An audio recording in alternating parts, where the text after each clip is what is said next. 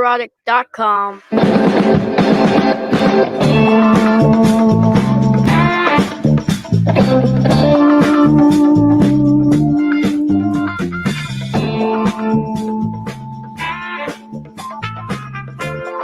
And ads from heel versus babyface.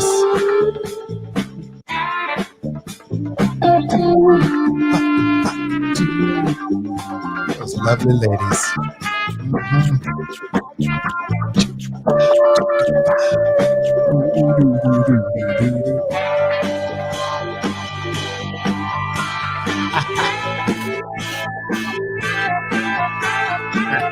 could have hit him in the balls. Yeah. He ain't got any though. Who shall not pass?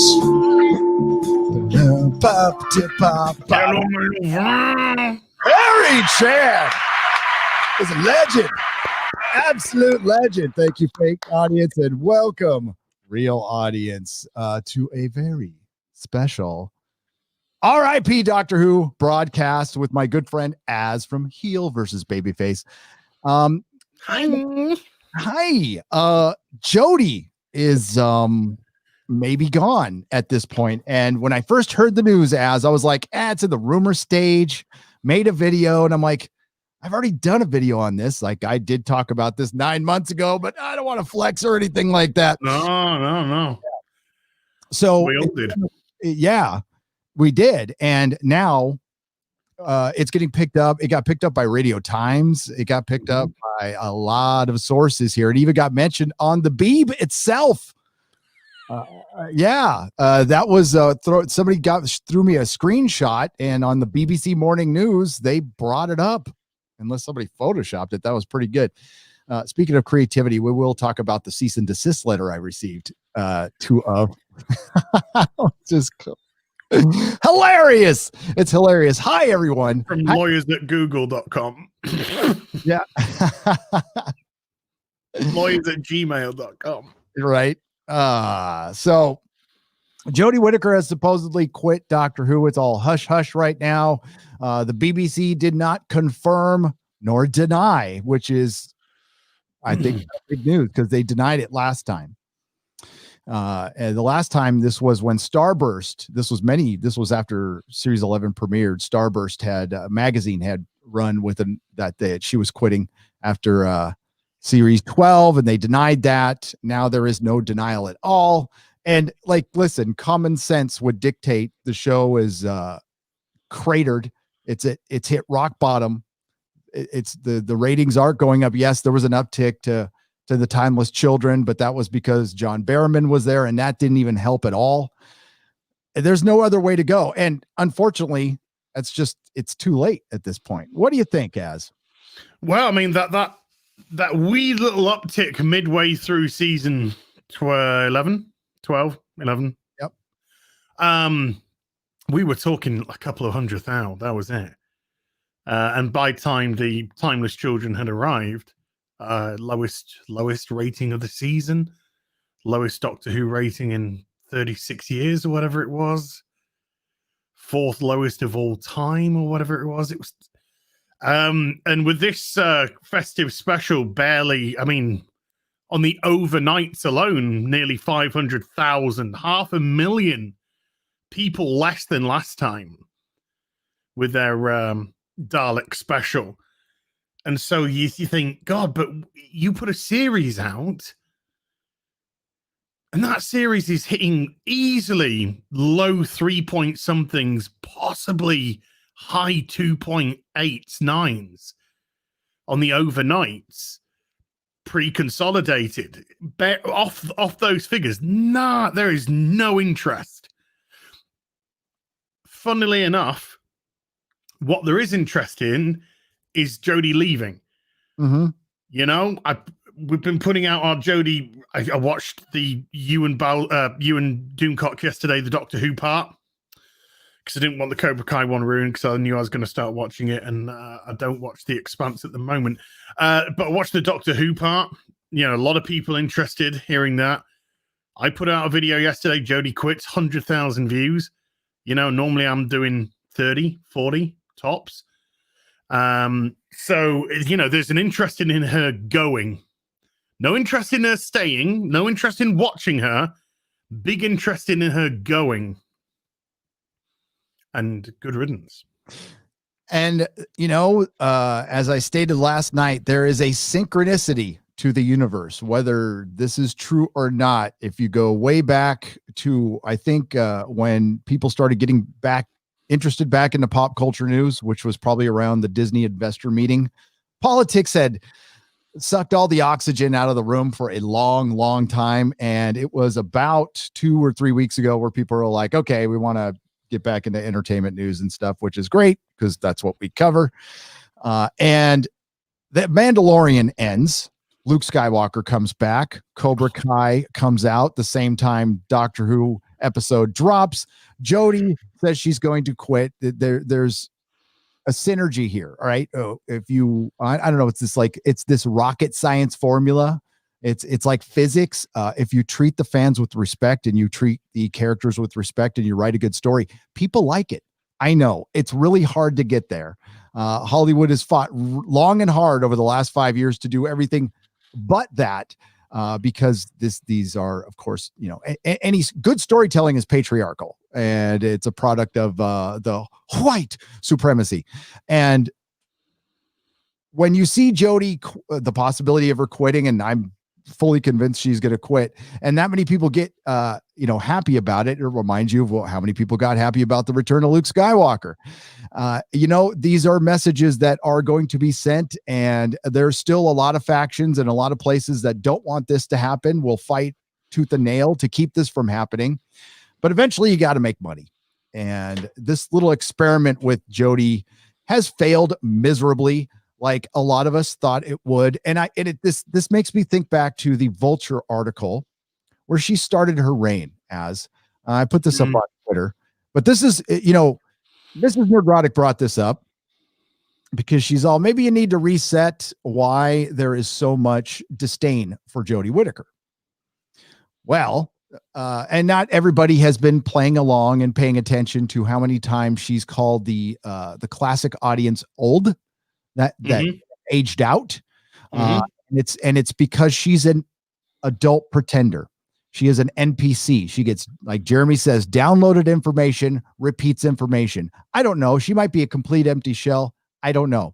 Jodie Whittaker's regeneration after 5 decades. Doctor Who has its first female doctor. What took so long? And if we go down here. Okay, we go. Modern day Britain is one thing, but what if the Doctor materializes in the European Dark Ages? Exactly, Jodie says. What Chris wanted to do, particularly in the cast and the story, is to reflect the world we live in today. Very often, we're only seeing stories being told through the white male gaze. That's what Doctor Who always celebrated. That's how you start your reign. Before an episode's aired. That's antagonism. Yep. That's antagonism. That's disrespect. That's bias. When you look back at, for instance, you look at when Capaldi took over the role. You look over when Matt Smith took over the role. And I use those two because Capaldi's a vet and Matt Smith was a 26-year-old boy. No disrespect. And just the manner in which they introduced themselves to the role. Matt Smith was talking about how he was in his flat, how he got the call. He couldn't believe it. I'm 26. I've got the Doctor Who role. How he had to tell his parents, how scared he was, excited, scared, excited.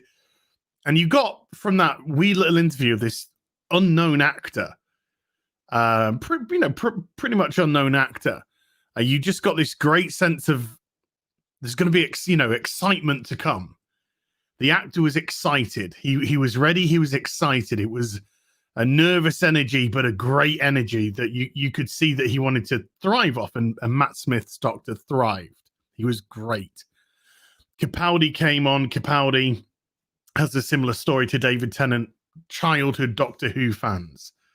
Capaldi probably more so than David Tennant. and the love and the reverence that they have for the franchise just shone through with the pair of them, shone through. And then you get Whittaker, and instead of endearing herself, instead of regaling some stories of Doctor Who, whether they be I just used to hide behind a pillow or the sofa as a kid. We're going to immediately politicize and alienate by antagonism huge parts of our audience. Bearing in mind, Britain is approximately 89% white. That's just the demographic. That's just facts. It's not racism. It's just facts. So this is a British institution. So to start poking your own people is ridiculous. It swelled in America with David Tennant's popularity and Matt Smith's popularity. Swelled. Huge market there. China picking it up. Why are you getting your main actor to antagonize potential countries that just want your entertainment science fiction show, or science fantasy, really, in the case of Doctor Who? Why would you want to antagonize them? To me, it was a very calculated move. That her and Chibnall were coming on to correct things. Mm-hmm. They were coming on to educate, to use the Kurtzman adage. It's not about Doctor Who, it's about the platform. So they were coming on, I think, to utilize the platform of Doctor Who. We wanted to bring in I like the way she said we wanted to bring in a cast that represented Britain. To me, that's very disrespectful to the black actors. Mickey, who'd come before then, Martha Jones, who was a full-time companion and beloved companion, and even Bill, who was the previous one, Bill Potts, black lesbian actress. So to dismiss those just immediately, because we've got our diverse group of people, it showed a complete lack of understanding and knowledge of the actual franchise itself. So Whittaker came on. She never came on as a friend of the series. She never came on as somebody who loved the series. She came on very much as a double act with Chibnall to use it as a platform to preach. Mm-hmm. Absolutely. And she had all the opportunity to endear herself. And I mean, I've been told stuff in confidence that I don't want to repeat, but she's been given opportunities to go out there and do stuff. And she was so set on equality instead of earning her way and understanding that, yeah, it was completely unfair. And you mentioned this in your video. I mentioned it last night. Yeah. You know what? First female doctor, and a lot of people have mentioned this, the odds were stacked against her.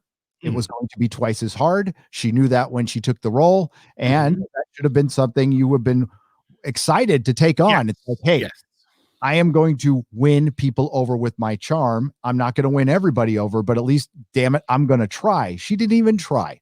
She was given all the opportunity in the world, and you know what she was treated like? She was treated like a girl.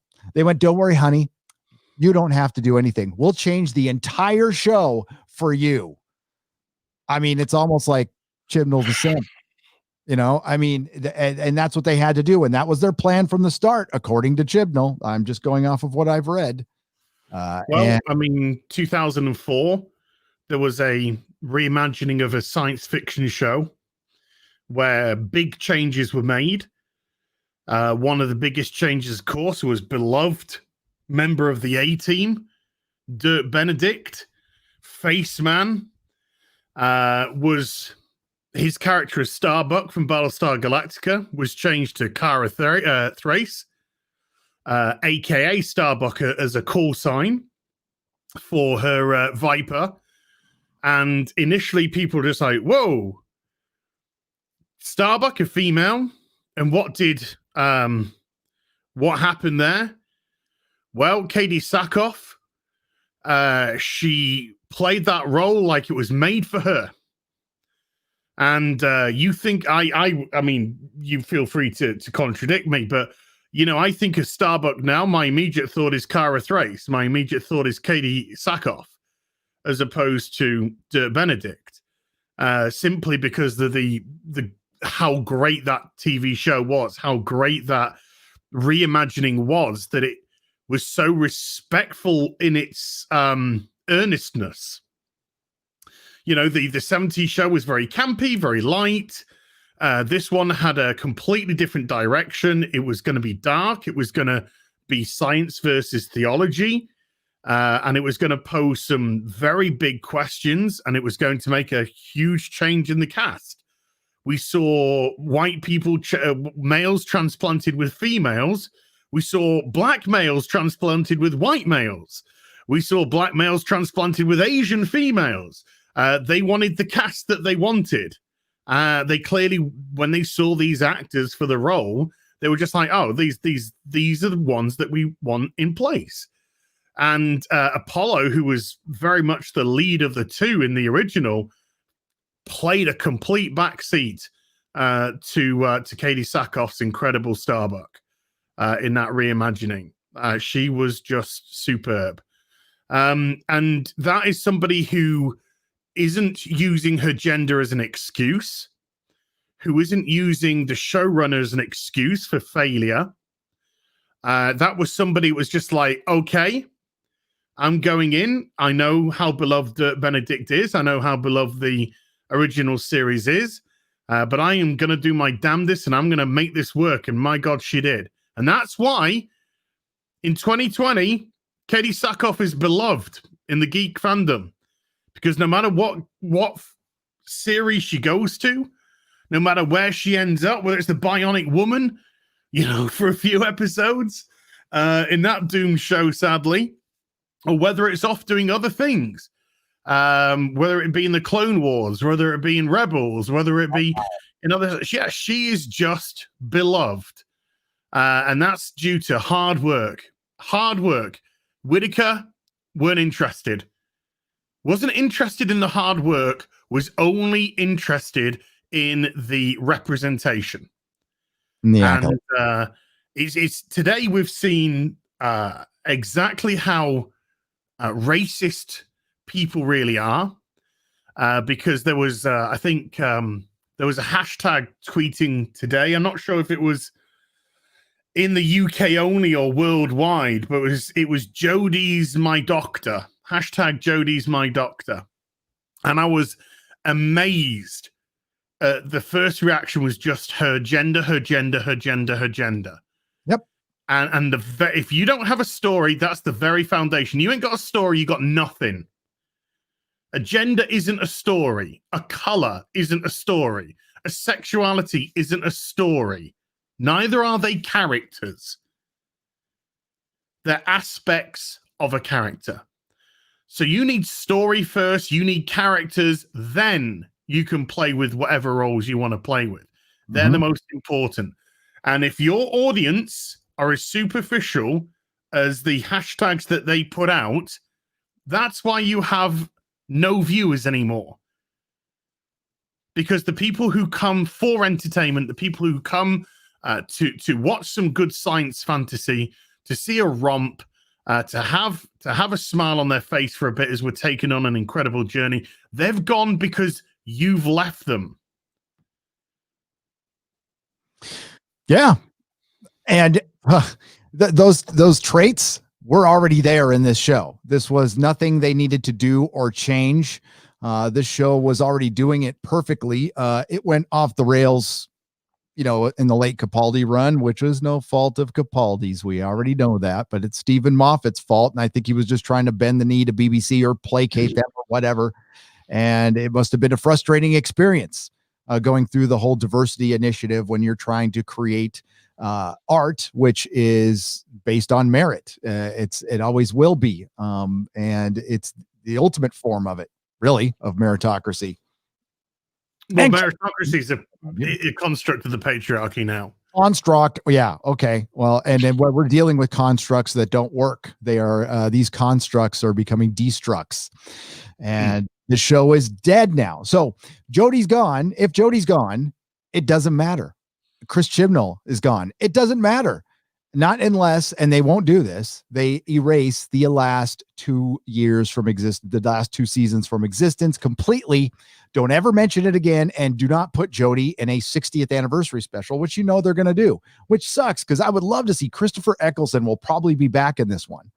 Yeah, I don't think Capaldi will. I don't. Shafted him. They completely shafted him. And I talked about this last night. I remember reading something to the effect of, I will never leave this role. I love this role. They'll have to rip it out of my dead hands. That's gone. Just like, Matt Smith signing for an 8th season. I read that's gone somewhere too. But I understand things change in this. And, Clara was the first sign of trouble, but here's what they misinterpreted, or they purposely misinterpreted. They started seeing problems with the Doctor during Capaldi's run, but it was never the Doctor. That was never the problem. The problem is the companion. Everything, like his companion, everything around him, the writing. But what they said is, well, it must be the Doctor. It must be the white male. No, that's your Luke Skywalker. Don't F with that ever. That's your foundation. That is the one thing that can never change. And when you do, you destroy the show. And I give you the last 2 seasons for evidence. And nobody can ever convince me otherwise, because we haven't seen it work. But we've seen the other thing work for decades. And the reason that other thing worked is because you could do so much change around him and bring in all of those elements. That's why it was the show for everyone. Now it's on a dying network. Things aren't going to get better. They're not going to be able to rejuvenate this. I think you brought it up in our message last night. The only thing we can do right now could end up being just worse is a hard reboot. Yeah. I mean, the thing is, I have great ideas about how to reset it. I have these ideas in my head, these ways that you could change everything. Doctor Who is not irreparably damaged, in as much as there is a way out of this nonsense. And I think a clever actor turns everything on its head, and this isn't the Doctor, this is the Master. And it's all been a scheme all along. I think it's what frustrates me the most is every one of the actors that we've had today is so charismatic and has had such an incredible chemistry or bond with every companion that they had. Eccleston and Billy were great together. Tennant and Billy Piper were amazing together. Tennant and Martha Jones were great together. And with Catherine Tate, even better. The chemistry between those two was electric. Matt Smith, obviously, the absolutely unbelievable chemistry with Amy Pond that really got the fans, on board with that one. And again, Clara, she's a great actress and great chemistry there. Capaldi comes along. Capaldi could have chemistry with a fucking pencil. He's just such a good actor. When you've seen all the roles that he's done throughout his career, he's such a good actor. That guy could have chemistry with English literature. That he's just superb. And everybody that you put in front of him, he made that scene shine. Whittaker is vacuous. She couldn't have chemistry with a set. There is nothing. She has no chemistry with a single one of her companions. When Captain Jack hugged her, it was like hugging an ice cube. It was just, she was dead. She was like, nothing, no warmth, no chemistry, no nothing. So every time these characters are on my screen, I'm asleep because not one of them can hold my attention. Well, Bradley Walsh could if he was given source to work with, but he's not. He's told to say a daft one-liner every 36 minutes. And that's all you're getting, Bradley, because unfortunately, you're a bit too good. And I'm glad to see him get out of this show because he deserves so much better. But Tosin Cole? I've had Verucas with more charisma than that guy. And Yaz, I mean, I don't even know what Yaz is meant to be. Another episode goes by where she's not doing her police job, where we've had no mention of that whatsoever, where she's bumming it in the second TARDIS and everyone's just on board with whatever she wants to do. And then what do? Oh my God, I really hope it's the doctor because I totally want to rub my vagina against Harzy. Mm-hmm. It's just like, if that is all you have, if that's the only thing you've got, just close it down now. Shut it down. And that's I said that's the one time they listen to the fans, like the 5 on Tumblr.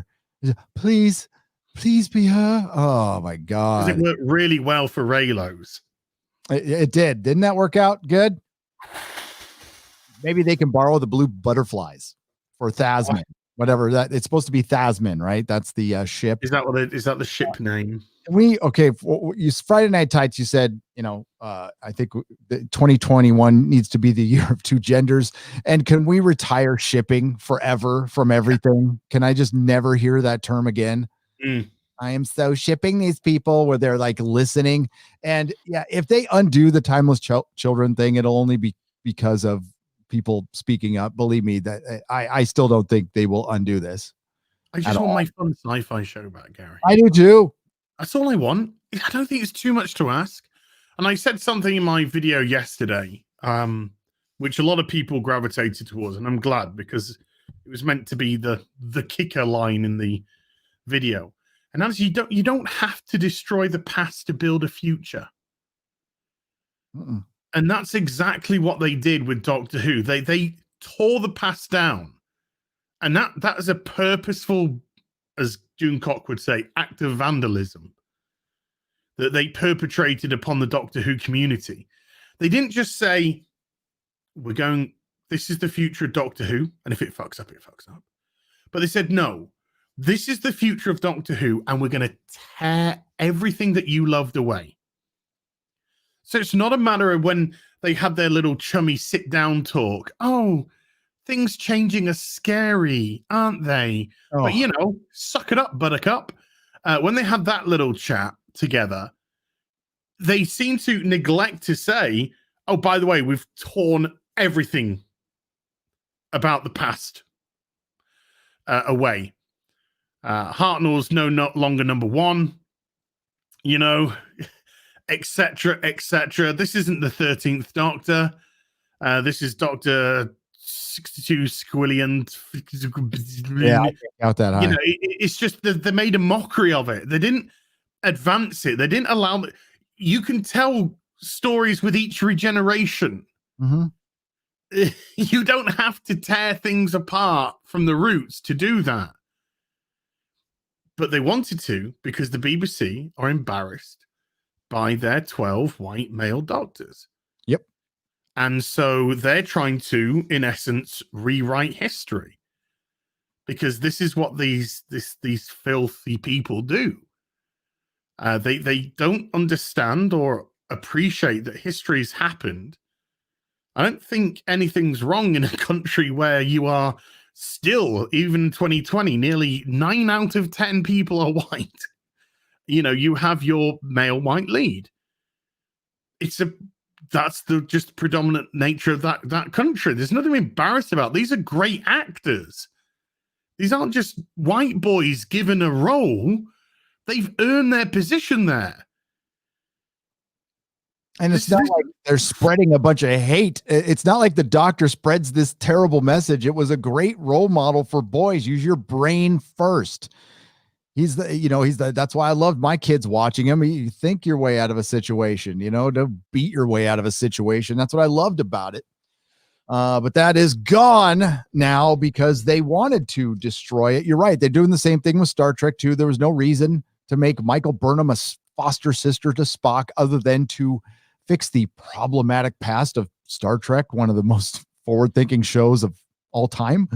But Alex Kurtzman knows better. Chris Chibnall, they know better than you or I. And that's why they had that little conversation in the middle of the damn episode, stopped everything dead to tell us that change is scary, but it needs to happen. So just sit back and enjoy it. Change has always happened. Yeah. When Eccleston came back, it was a new Who. It's called New Who for a reason. Not just because it came back, but yeah, there was a new version of the Doctor. There was a very damaged version of the Doctor. He was the last of the Time Lords. Gallifrey was deemed destroyed during the Time War. This was a person who had recently regenerated coming out of that Time War. Then we discovered that he was the one who ultimately pushed the button to destroy both Gallifrey and the Daleks. Then he had to reconcile being a good man and his war-like nature that he'd gained from this fight. And so we saw very, very polarizing personality traits from the Doctor. He would almost be schizophrenic in nature at times, going from happy to deadly serious. And we saw those aspects very much with Eccleston and Tennant, and a little bit with Matt Smith. And then, of course, Capaldi was just like, oh, I'm a Pertwee guy. I'm totally going full on Pertwee grumpy Scotsman. You know, what if Pertwee was a grumpy Scotsman? Perfect. Absolutely perfect. Worked brilliantly. So they had these very unique character traits which separated them from the previous Doctors. And it felt like an evolution. It did feel like an evolution. And it was an evolution because Russell T Davies came along with some incredible scripts and breathed fresh life into the Doctor through good writing. Not through virtue signaling, not through projection. No, he came in with some very good ideas for some fun stories and some sad stories and some, scary stories. And he came in and he did that for 5 odd years before the reins were passed to Moffat. And that was the evolution. We had the youngest ever Doctor with Matt Smith, 26 years old, 27 when he starts filming. The youngest Doctor, replacing Davidson. So we have another unique kind of first there. One of the best first opening episodes ever. Oh, 11th Hour is just brilliant. And after the 11th Hour, everyone's... Look, this is how good the 11th Hour is. Tennant is there for 5 years nearly. 3 great seasons, 4 specials, the Christmas specials. Best ratings this show's ever done, sky high. I'm leaving. People are heartbroken. This guy's going. 27-year-old, almost unknown Matt Smith comes in to take over the role. Oh, well, they're just hiring pretty boys. That's all they're doing. The Doctor's going to get younger and younger every time now. This is going to get silly, yada, yada, yada. Lots of cynicism leading up to him. The 11th Hour comes at the end of the 11th hour, like, fucking hell, Matt Smith, the Doctor. Yep. That boy is the Doctor. That was brilliant casting. Brilliant. They saw something and he absolutely delivered. And at the end, when he put on his bow tie and he put on his suspenders and his Harris tweed jacket, and he's like, hello, I'm the Doctor. And you're like, yes, you are. And within a year, there's a bunch of little kids with bow ties running around Comic-Con in San Diego. Fashion trend. Yeah. Yeah, it becomes a fashion trend. The bow tie becomes a fashion trend. And Doctor Who blows up in this country because of the Tennant era, because it was on Netflix starting, I think, at like 2010 or something like that. 9, and people are able to catch up on it and finally see it because it was buried on this little BBC America thing that not a lot of people saw. So once they started seeing on Netflix and streaming through it, it just got massive here and they pissed it all away. They really did. And it was too bad. It was too bad because it was, I mean, it captured a a young generation of kids here, which is awfully hard to do these days. And I don't think they'll ever be able to do that again, unfortunately. But yeah, my kid, I've got pictures of my little Nerdrotic Junior with his 11th Doctor sonic screwdriver with the little bow tie on. And I had like I have now, but at my other house, I had a door that was a TARDIS, always standing in front of it and getting in and out of his TARDIS. He made videos playing with my Doctor Who action figures. It was great. It was great, but then he just got over it. And Jodie severed the emotional connection. And, and that emotional connection is important because it's not something you can just get back like this. No. Yeah, not with a moment. But Jodie's, hers is so obvious. We have a white guy. We have an Asian woman. We have a black male. We have a white female as a doctor. She's wearing a bloody pride flag on her t-shirt. It's so obnoxiously obvious. There's no subtlety. It is education. It is message time.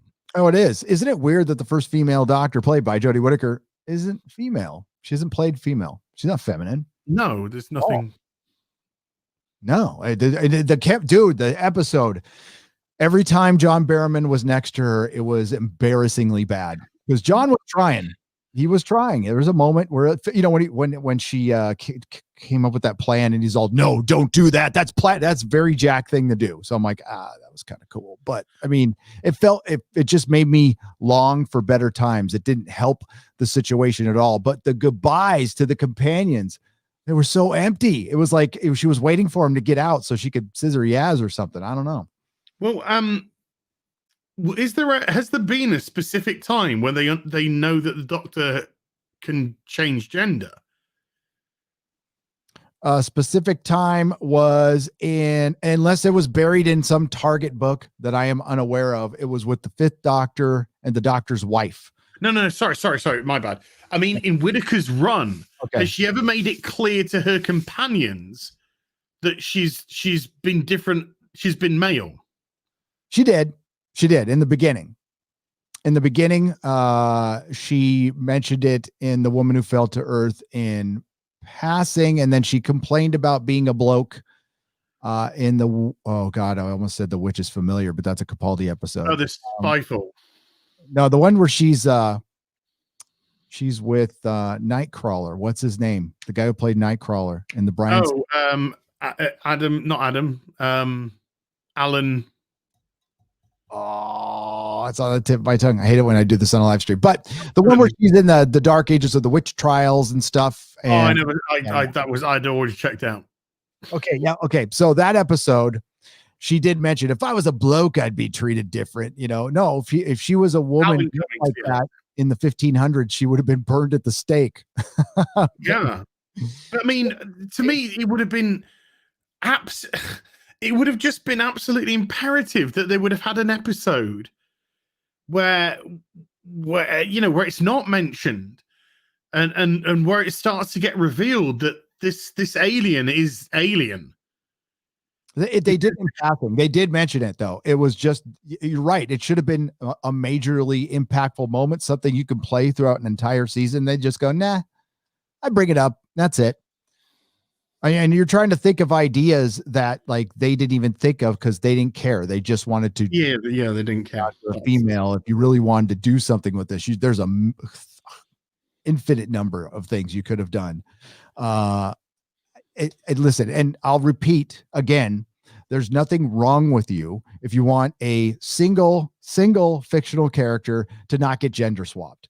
And to act like this is something new, it's not. It's boring, it's old, it's trite, and it doesn't work.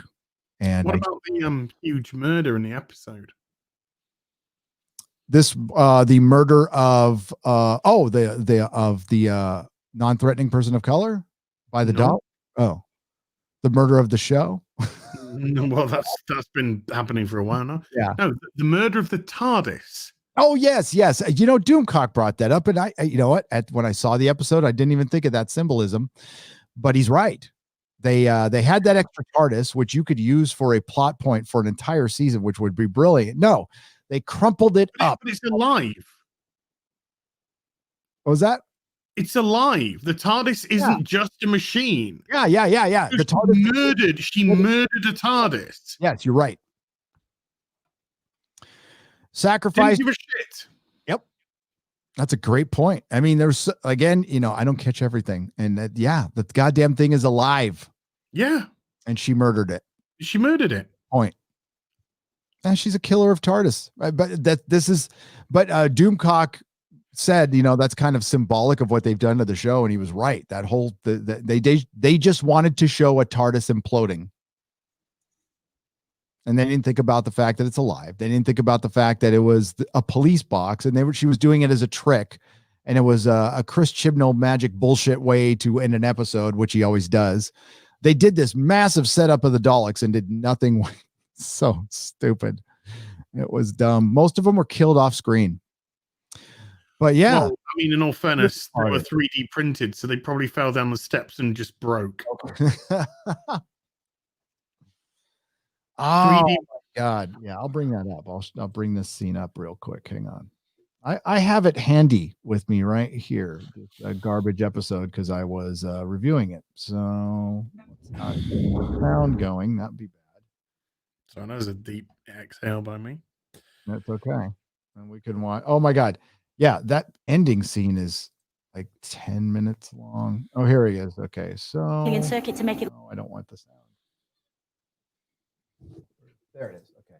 So I'll bring it up in just a second where we look like mine, and guess who fell? Oh, shida. Freaking noise she makes.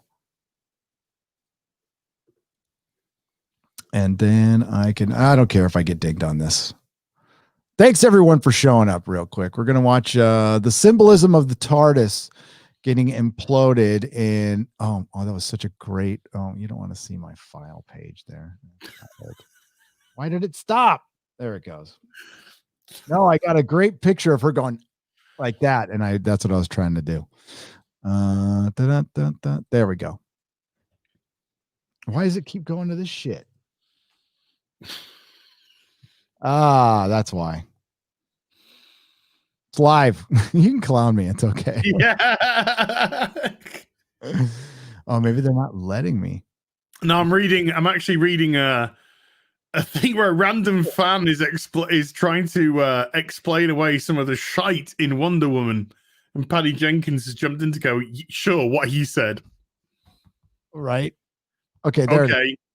Thanks, Paddy. Random fans trying to sort your shite film out for you. Okay, darling. There. I'm just gonna have to take a picture of it.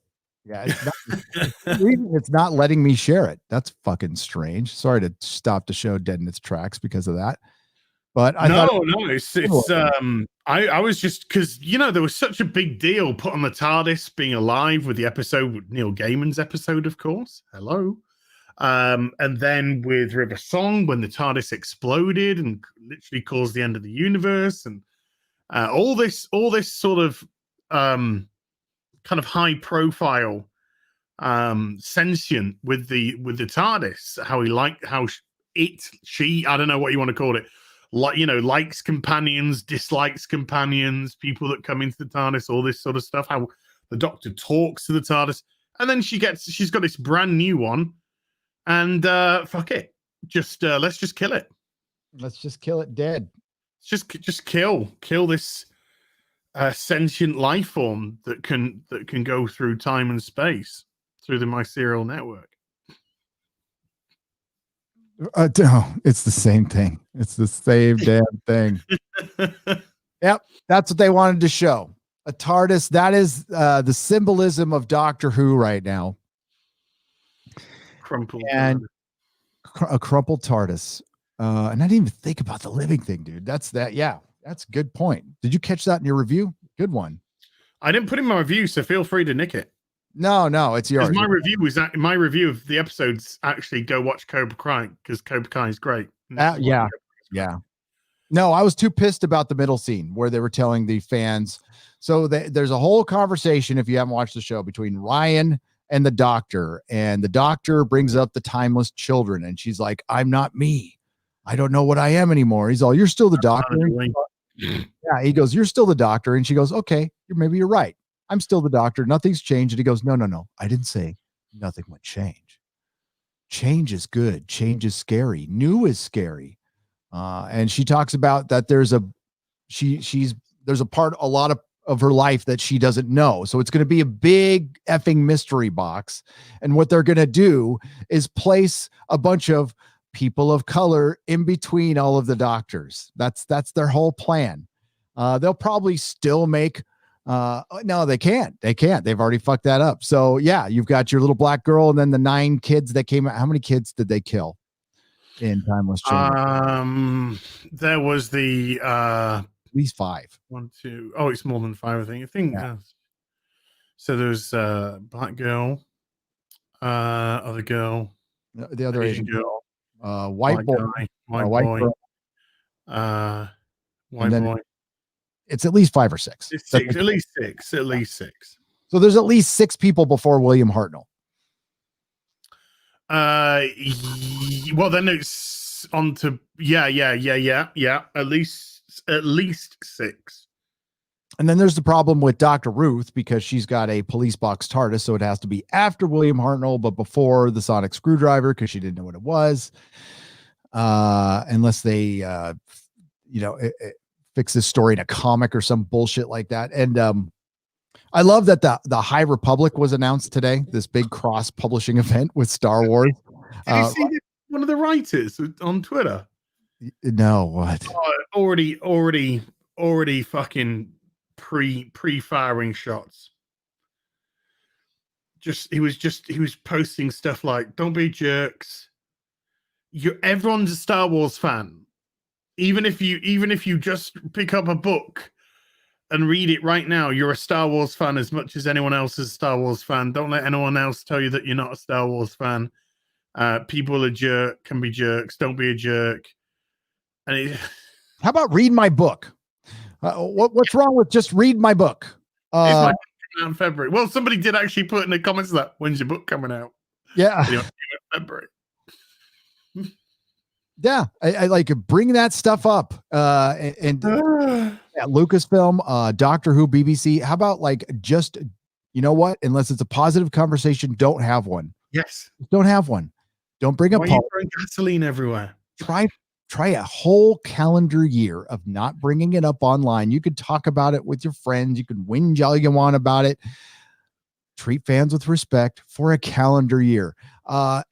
It's going to be a little tough with Doctor Who because you never really have recently. You used to be great. There used to be Doctor Who Experience. There used to be Fathom Events. They used to have, Peter Capaldi, like I said, used to go out and shake people's hands in the line at Comic-Con in costume. Doctor Who at the proms. Yep. Doctor Who at the proms. Those are good times. No, what we got Murray now. Gold was good times. That's what good times were. Murray Gold's music. Yep. That is so missed. So sorely missed. I'm looking to see if there's anything. Oh, it sticks out like a sore thumb, dude. I'm looking to see if there's anything new on the Jodie front today. Other than nope. Star Wars. Oh, by the way, the characters in the High Republic look like assholes. That's why they're all on the defensive, because they just look like somebody had a diversity wank and came everywhere. Especially with the SJW haircut, the one with the SJW haircut. And there's barely any guys. I think there's 2 guys. Yep. It's going to be so exciting. Women, full girls. They did the Time Lord Victorious publishing thing with Doctor Who too, and it's so confusing. It's like a couple of free episodes here, a virtual reality game, a couple of books, a Big Finish adventure, a couple of comics. It's like, who's going to follow that? Is that supposed to bring in new fans? And the one thing we heard on Friday Night Tights the most, because I made all my co-hosts watch the show, even the guest, you're welcome, just some guy. They had no idea what was going on. So how are you? I mean, the holiday specials were what you used a lot of times to bring people on board. Yes. Oh, a self-contained bit of fun. So if you just started watching Doctor Who that day, You could be like, oh God, this was a fun little romp. Where can I watch some more of this? That's why they were self-contained. So you didn't have to know the past. So you could instantly be part of the show. You just get the basics down. It's the Doctor, and the Doctor travels in his box through time and space. That's all you need with Doctor Who. Then let the adventure begin. Yeah. So Deadline, I mean, Deadline's not a rag. I mean, it's still Access Media. Let's not be crazy about this, but Deadline's not a rag. They're up there with, the Hollywood Reporter and Variety is saying that Doctor Who BBC refuses to deny report that Jodie Whittaker is quitting sci-fi series. The BBC has declined to comment on a report that Jodie Whittaker is set to hang up her sonic screwdriver vibrator and quit as the 13th Doctor in the British broadcaster's iconic sci-fi series Doctor Who. The well-connected Nicole Methvin wrote in the Daily Mirror. Is she well-connected? Nicola Methvin? I don't know, but the Daily Mirror is in the UK. Let's just say we don't treat that with particular reverence. Yeah. Okay. But that's where the this is where it originally came from. That was the original source. Yep. And that's why I held back. I mean, like, but by all means, talk about it, make a video, get 100,000 views. That's great. But I want it to be real. I want it to be official. That's I basically said in my video, I said, look, we've been talking, me, Gary, Dooncock, Balstrake, we've been talking about this for 9 months. And I went back into the reasons why, we're talking about contracts. Yes. Contracts with America, contracts with China. These contracts are running out at the end of this series when series 13 goes. So, if, particularly if I was like America, for example, where your viewership used to be millions, and now your viewership is 300,000 on the last episode of Doctor Who.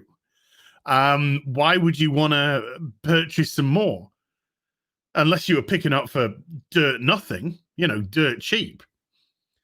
China, why would you want to pay the BBC? It's not Top Gear. This isn't a popular show anymore. This show's been killed. They've killed it. So that's what my video kind of went into, as opposed to I said it's most likely just Rumorville, but this is Rumorville that we've been discussing for a very long time because of specific reasons. Yeah, I'm going to pop back up to that article real quick. This is just a quick reminder of the American ratings. I'm still looking for So there was no reviews on Metacritic, no reviews on Rotten Tomato. I can't find the ratings for America I'm sure I just got to search it differently, but this was okay. So 300,000 people watched it, the finale where they destroyed the show. Out of that 300,000, 0.12 in the 18 to 49 demographic. That is basically 120,000 people in the age that they want to watch this show watched it in America. 120,000 people. I am probably going to get more views on that on my Doctor Who review. It's tracking to beat that. Easy. You will. Yeah. You will. No problem. So that's my video is on 105. Yep. Well, you have videos more than my video will probably be over the amount of people that fucking watched it in America. Who were the target demographic? I will stress. That is who actually buy stuff, pay for things. Yeah, that need to keep the show alive. Now, okay, so we'll get in this article and I'll tell you what my insider said back when I did my video 9 months ago, and what he said when I just talked to him about this whole thing, because he told me to wait. I said, oh, should I put out videos? I'll wait.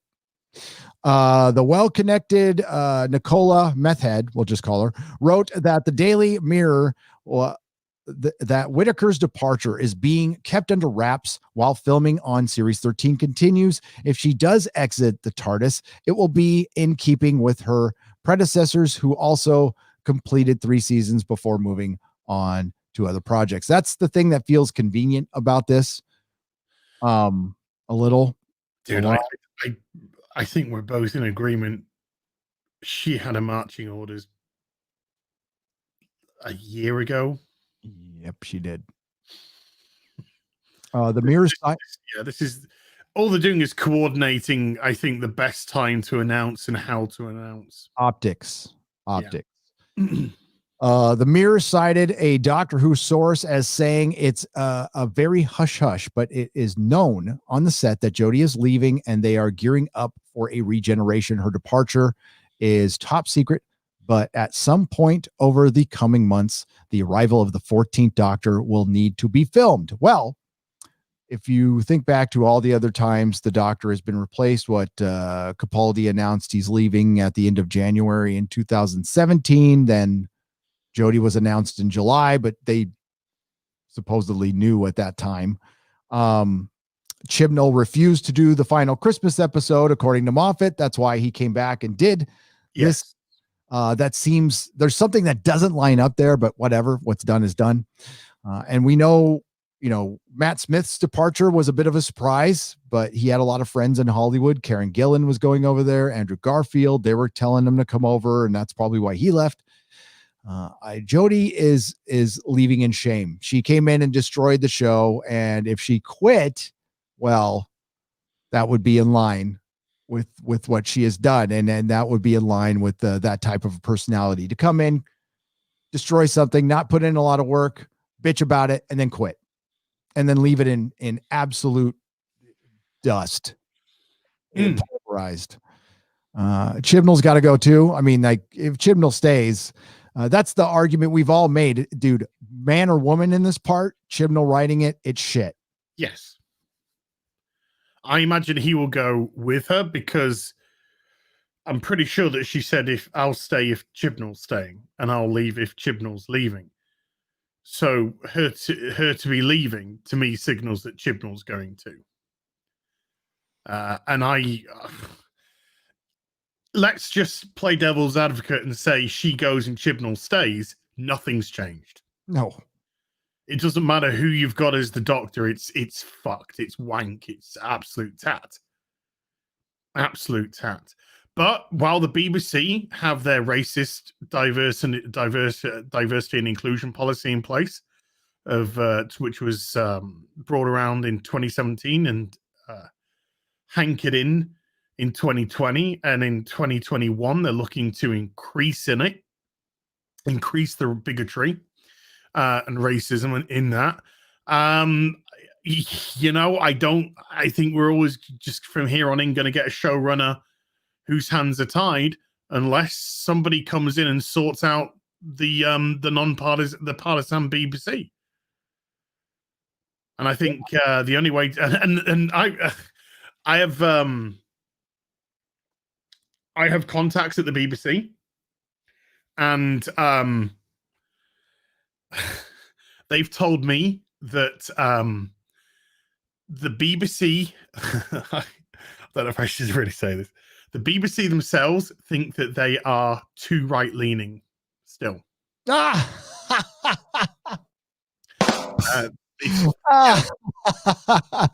heard that before. Oh my God. I still believe that the BBC is way too right-leaning. That's like people accusing CNN of being too conservative or something. Yeah. So we laughed a lot at that.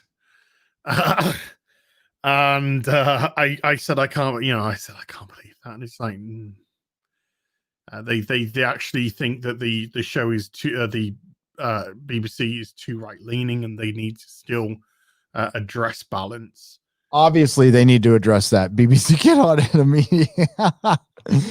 The report added that Whittaker's co-star Bradley Walsh and Tosin Cole will be leaving the show as well, and make way for a refreshed alien fighting team. Mandeep Gill will remain, while British comedian John Bishop is joining the cast. Showrunner Chris Chibby will remain with the BBC Studios produced series The Mirror added.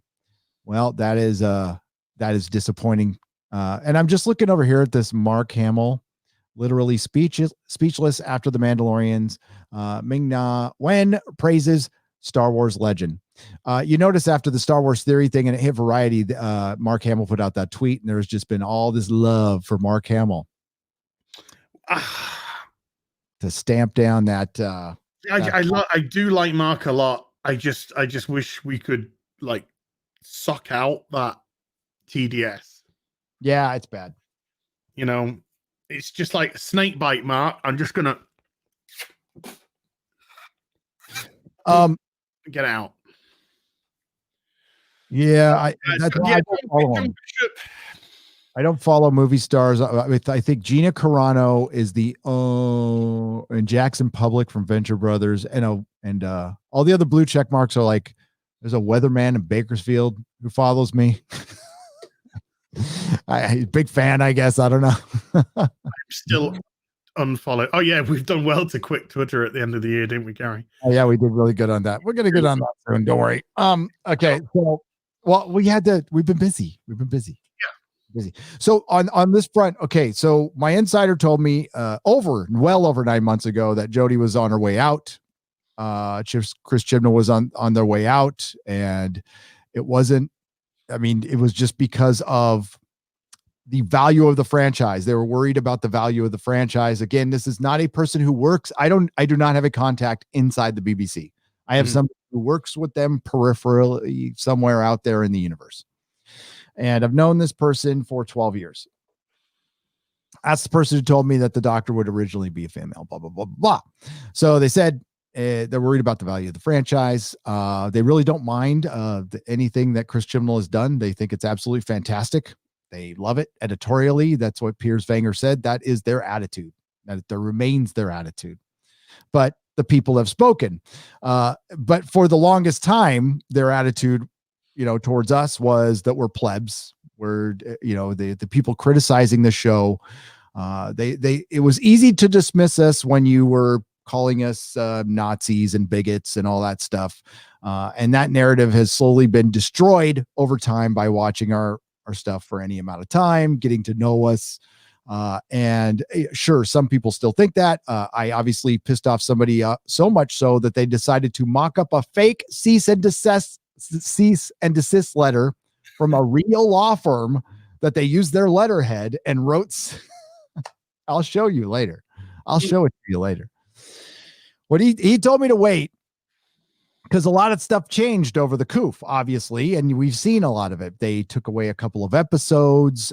We don't know if they still get those episodes or not. They probably don't, but I don't know. Maybe they do, because I know it's a commission thing. They're allotted a budget to do the show, or maybe they're going to use it all up on the 8 episodes. Who knows? One of those 8 episodes is a holiday special, by the way. So we're only going to get 7 during the year. What was that? This gets better. Oh yeah. Yeah. We're going to get a lot less Jodie, but I've never wanted less bang for my buck than to do with Doctor Who right now. Right. We got a 60th anniversary coming up in 2023. And if we didn't, I don't know if this show, and I still don't, I mean, and this is not from my inside, I don't know if this show survives, because the licensing, the toys and all the other products, that it's hit rock bottom. The not selling toys. Big Finish stuff sells okay. Anything with the classic Doctor sells fine. When they remake the action figures, they sell fine. Anything connected to her doesn't sell at all. Every time I purchase off Amazon, they keep trying to get me to buy a Jodie. And that's a big problem. And there is a concern. There's a real concern that they have done damage to the brand permanently, which they have. You have. That's we've been saying it for 2 years. Stop. It started out with, I'd love to keep giving you money and be a fan of your thing if you stopped, I don't know, disrespecting the thing I loved about it. It's really not, and you're the one who decided to throw a woman in there, not us. You could have made it a blackmail easily. Nobody would have blinked an eye. Mm-hmm. The show would have been in great shape. Well, probably wouldn't, because of Chibnall. No, Chibnall did it. Chibnall forced this. And making it about identity politics at all is just bullshit. I'm tired of that stuff anyway. But I think we might hear this is, again, don't take it with a grain of salt, blah, blah, blah, all that. But you might hear something in the next month or so I thought this would at least force a statement, but I guess a denial is a bit of a statement anyway, right? I mean, a denial to say anything. It would be very easy to go, she's still on board, even if she is just for another year. It'd be very easy to say she's still on board. The Beeb's never been reactionary. That's true. So I'm not surprised that they haven't made any statement to date. Worst case scenario, let's just say that the Mirror is trying to perpetuate a rumor of switching the show around. Would even that would say that people are getting fucking sick of the show. Yeah. In its current format. And just watching this seasonal special, it was boring. It was soulless. It was empty. There was no fun.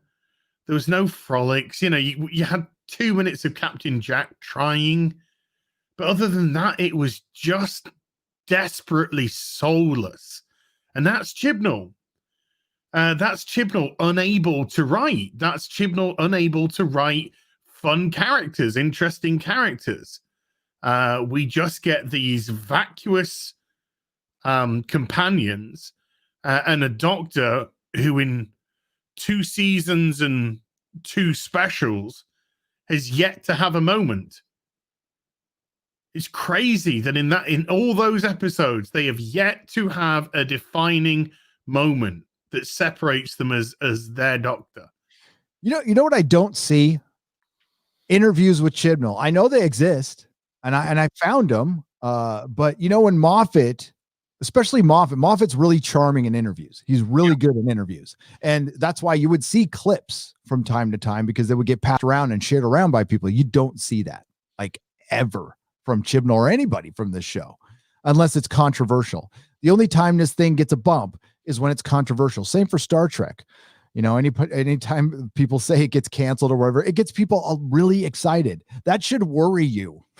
Yes. When people are more excited about your doctor being ejected than your actual show the day after it airs, when this news eclipses the news of your special that just came out, that should be concerning. And they don't have their head in their head in the sand. They just don't give a shit. They're going to motor ahead because this is a platform now. It's important to teach you these lessons, and if the plebs don't learn, then they're just not good enough to be our fans.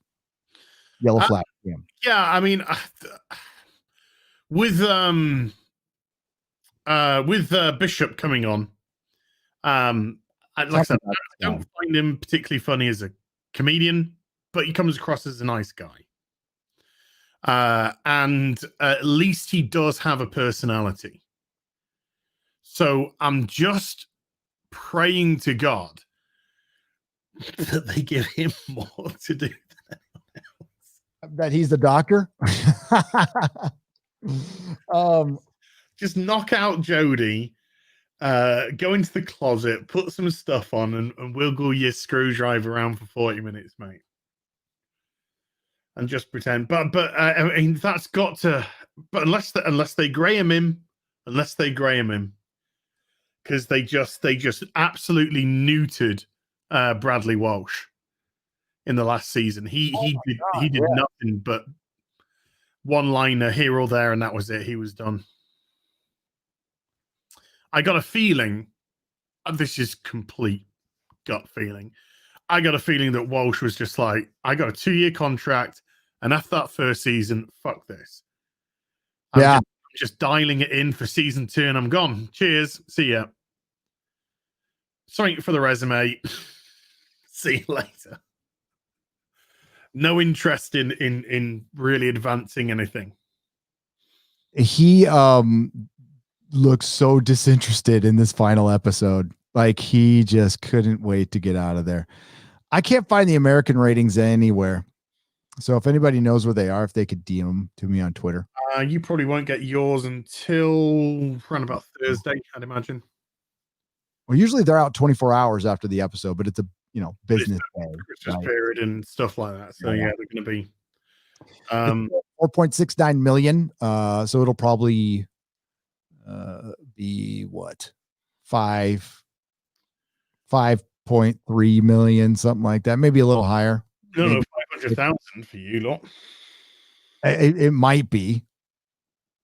Not many people are watching BBC America anymore. It's part of cable packages. Maybe if you have Sling or something like that. See people watching the BBC anymore, which is No, something I used to love watching.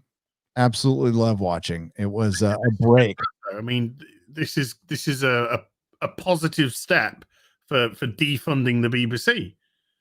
The BBC for years, since its inception, have been uniquely funded by us.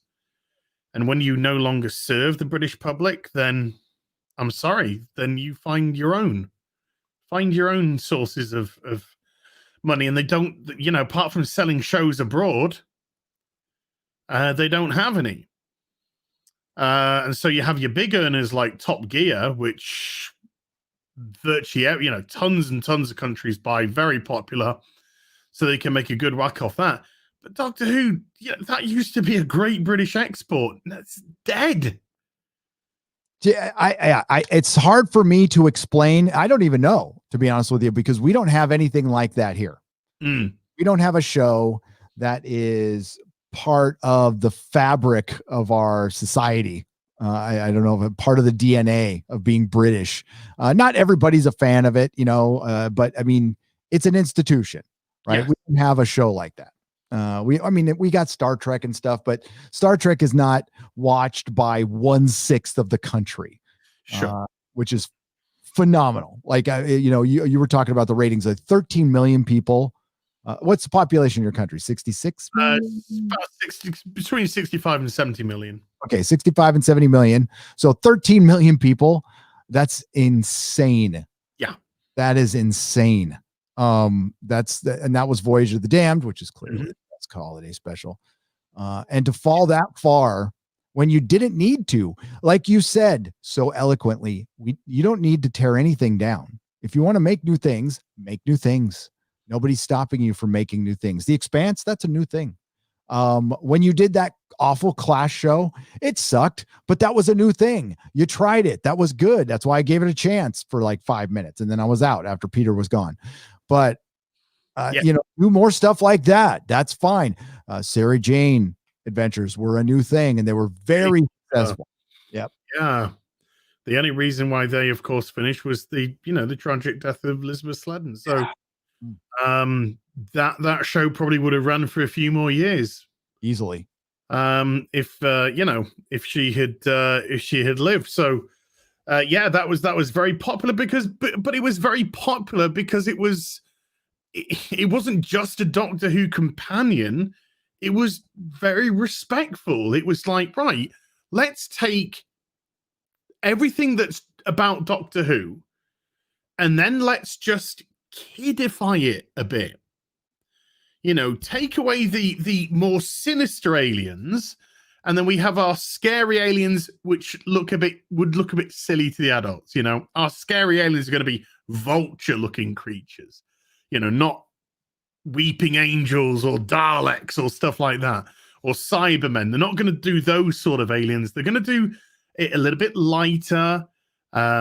It's because there's no doctor. We're going to have the computer behaving as the interface for solving the problems, and then you got a great set of kids, which were great little actors. They worked together. It was a kid show, right? But it worked, and the Doctor appearances on them are great. Trickster is a damn good villain. I thought it was a good villain. I'm looking at some of the overnight ratings for Series 7. Accumulated 8 million, 6 million, 9, 10 million, and this downward trajectory. And it's because this wasn't a new idea. This is an old idea. Comic books have been doing this forever. You make a female version or you switch something to it's boring and it doesn't work. And God, we were trying to tell you that. And now we're here. I said it 3 years ago. You probably did too. It's like, we'll be lording over the ashes in the end. That's where we're at. We're like, what? We're looking at the corpse. We're saying goodbye. I was actually up for a change. I was one of the people who were like, let's see how this works. But I did stress 3 years ago that if it fails, it will be because of Chibnall. It will be because of Chibnall's writing, and it will be because due to Chibnall's leadership. I didn't factor in that the person that was going to take over as the Doctor was going to be an obnoxious bitch, and like, you know, gaslight the fans. I didn't know she was going to do that. I stupidly thought that they'd be very grateful to take on such an iconic role and be the first female character to take on this iconic role. And because of this great accolade which has been bestowed on them, that they would try their utmost to perform in a manner that will make you believe that she could be the Doctor. But no, we got the article that you had. It always celebrates the male gaze. We got the excuses before we even had the show. We got the excuses for why people weren't going to like it, because they'd already worked out the story patterns that they were going to do, and that's reactionary. When you're already putting those safeguards in, oh well, if we get criticism now, we can say it's because misogyny. Oh yeah, grow up.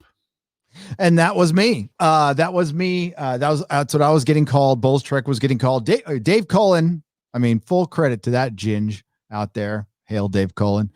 He did a video, the vandalization of Doctor Who, before Bulls Trek and I even got into the game, which was kind of like my inspiration. And you know, Dave Cullen gave Bulls Trek. You know, it's all gets paid forward, as Dave Cullen gave Bulls Trek and I a shout out in a video. I was like off to do a TV appearance. And this is like my channel a week before that was nothing. Like, you know, it was an up and coming channel, but like my life had completely changed. And then I remember like seeing everything blip on my phone. And it's like, Dave Cullen gave you a shout out. I'm like, what? No way. But I was saying, and it's okay to have that attitude. I'm not saying my attitude towards Doctor Who was like if you turn Spider-Man into a girl, I'd be just like, no, sure. Canonically, freaking Doctor Strange could screw up a spell. Mephisto could come down and say, I'll break up your, I'll give you your relationship back with Aunt May, but you got to be a girl, or with Mary Jane, but you got to be a girl, and it's got to be a lesbian. That's a modern Marvel storyline right for you right there. Canonically, you can do whatever you want because this is all make-believe. I don't care if it's possible. That's not what I came for. It's not what I signed up for. And that's not what a lot of people signed up for. And you know what? A lot of us were made to feel bad about that. We were shamed for it, called sexist from the get-go. I still get called it to this day. I don't really care at this point. Oh, you get sexy, Gary. Yeah. Oh, maybe that's it. That's the suspenders. No, it's not. Mrs. Nerdrotic likes these, though. Sorry. And, I stick with it. It's a fictional character. It's one fictional character. Make another female character. Build her up. You have Romana, the Ronnie. Do whatever you want. Pick a companion. Make another show. Make a Martha Jones show. I'd watch a Martha Jones show. I would have when she moved to Unit. They could have done an interesting Unit show. Yeah. Her and Mickey working together. That'd have been cool, too. Yeah. But no, they had to take something away because that was their intention. We all know this. We all went over this, and this is what we knew what would happen. We're just watching this play out. And now, the news of Jodie possibly quitting blows it all up again, and it blows it up in their face. And the BBC has to be embarrassed about this. And of course, they're not going to comment. They're going to wait for it to die down, and it will. It'll be a news cycle. It'll die down, just like the Star Wars theory thing did. And that's what we're for. We're the little annoying thing poking at them, like constantly poking at them, which I will continue to do because you took something away of value from me and a lot of other people, something that meant something I don't bring up a lot is one of the reasons I really uber connected with Doctor Who was when my son was very, very young. Right. Mm-hmm. So And when he started getting into it, my son, of course, is special needs, right? Mhm. You know, it's on the spectrum, we'll just say, but it's very, very functional, you know. Yeah, But yeah. sometimes emotional connection is very hard for him. Sure. Doctor Who was something he emotionally connected with, like smiles on his face, laughter, a couple of tears, joy. You know, and with kids who are on the spectrum, if you get to them early, right, and you get to these connections, you could almost work them out to where they start to come out of it. It doesn't work all the time, and it's just how it worked with my kid. But we started getting through to my kid, and it helped. It helped. I mean, of course, there was occupational therapy and everything else we did at the school, but me and him sitting down with his brother, watching Doctor Who for hours at a time, sometimes communicating with him, talking to him, getting through to him, made a huge change, and it emotionally connected with me. And that's a moment I'll never forget as a dad. And that moment was ripped away by somebody's petty effing agenda. And I think about the thousands of other moments like that were ripped away just because the BBC felt like doing something, and not even and because Chris Chibnall felt like doing something. That's what I think about, and that's why I keep coming back and talking about it. And it's not a little thing to me. So when I heard Chris Chibnall was on board with Jodie, I knew it would be shit. Like, I just knew it would be shit. I've watched his episodes; they sucked. So the day she was announced, I've told this story before. I had a room that was covered in only Doctor Who figures. That's all. It was a Doctor Who room. Yeah. I ripped everything down in a fucking rage because my son was upset. My son saw the announcement and said, I'm done with the show, Dad. And I'm like, what motherfucker? And here we are. It sucks. Hindsight's 2020. Yep. It really is. But that's that. You hit the right thing there. The worst thing about this all is it's a philosophy within the BBC's, a petty, pathetic, bigoted philosophy within the BBC that's torn this all down. We need X percent of these. We need X percent of those. I don't know what is more. I don't know what can be described as any more racist and bigoted than that. When you're literally working out percentages of demographics to have in your company, it's insanity. Oh, we need more women working at the BBC. Do they want to? Yeah. Do they want to? We need more women in executive positions. Do they want to be in executive positions? Are you purposely holding them back from executive positions? Or, as you normally see, people get pushed up the chain into those positions. People who aren't ready for those positions because they want them to fill those positions to fill those percentages. You know, why are there more female nurses than male nurses? Because women are more gravitate more towards that sort of role, that almost sort of maternalistic role. That's why you have much more female nurses as opposed to male nurses. Men and women are different. Yep. Very, very different. Men are different than other men. We are very different than each other. We have shared interests, but we could probably sit here and go through everything that we feel differently about. And there'd be a list as long as your arm. Mm-hmm. And so to have a whatever is philosophy, whatever is a policy at the BBC to fit people into percentages is a fucking disgrace. It is. And it's so effing racist in every way. So, okay, because what if you're the part of the 15% of black people that you're hired I mean, there's a couple ways you could look at that, you know. Yeah. Oh, yeah. Hiring 15%. You could look at it as well. Yeah. Like, what if you get a bunch of black people that would be really good at this job, and then you're at the point where like, well, we only said we'd hire 15%. That's a problem. But what if you said, excuse me, did I just get this role because I'm black? Mm-hmm. Or did I get this role because I'm good enough? Or did I get this role because it fit your percentages? So you can look good. Yeah, that's exactly what it is. Never know why you were hired. That would suck. I mean, you'd be hired like back in the back of your mind. That would always mess with you. And that's why that is why the meritocracy works. The meritocracy works because it's non-discriminatory. Because it only works off your experience, your work ethic, your skills. Yep. And so all you need is a piece of paper with them on. That's all you need. And if that could, boom, they've got the skills. You could have 98% black people. They'd be through that because if those 98 people were the most qualified, boom, they got the job.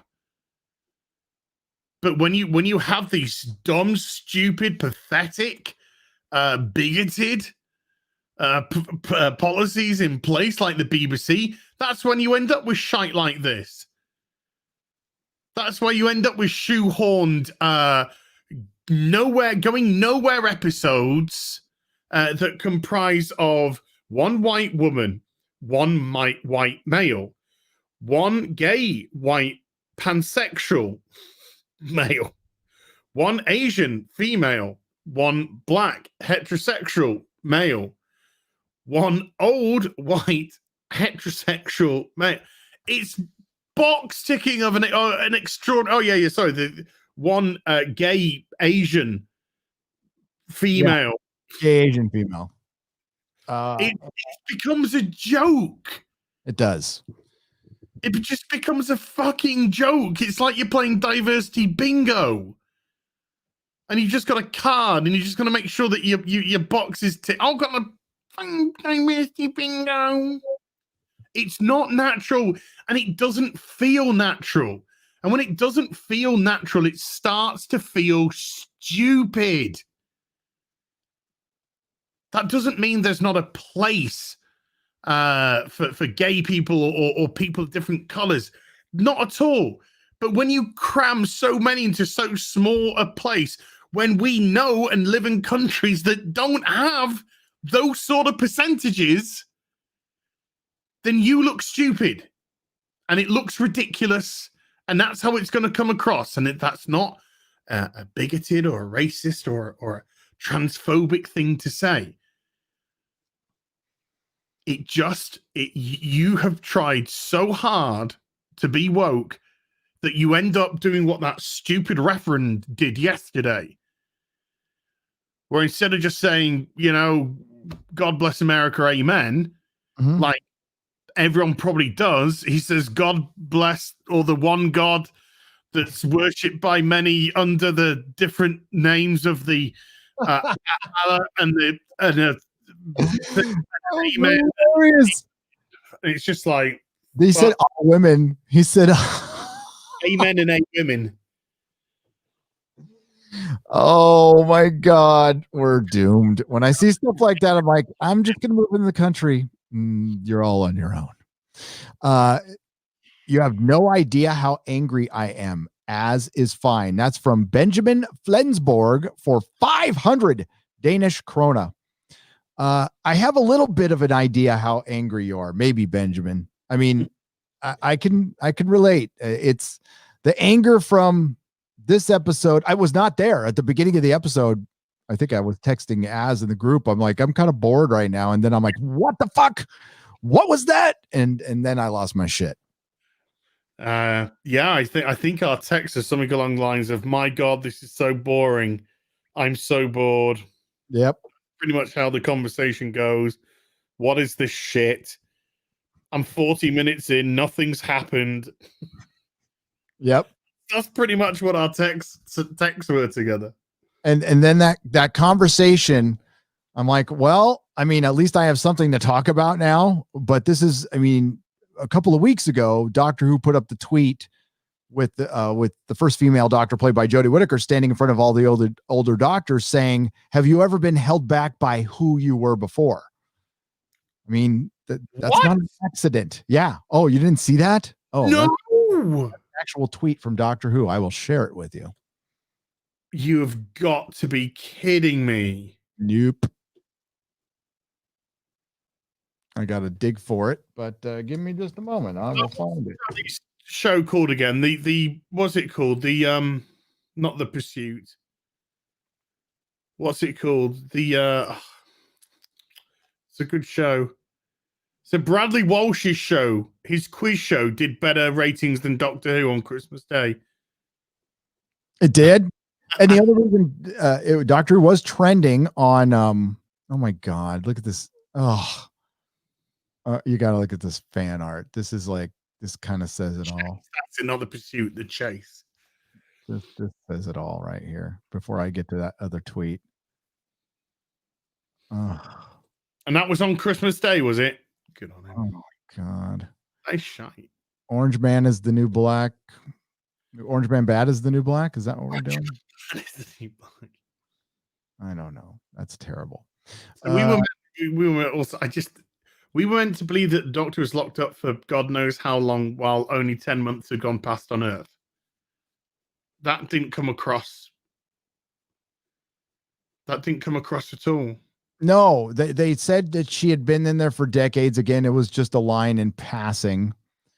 Doctor Who tweets are getting like 700 likes, 1,000 likes. It's pretty bad. I'm still scrolling and looking for this because it came early, mid-December. It was quite the statement. But I made a whole video on it, and the video did pretty well, by the way. Oh God! I'll show this though to you, Gary. What was that? I'll show that to you though. Show me this. This is Ram Jamoran. Oh my God! Holy shit! There we are. Here it is. I knew I'd find it.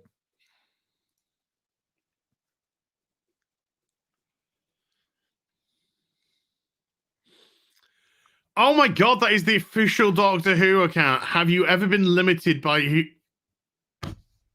What the fuck? Yep.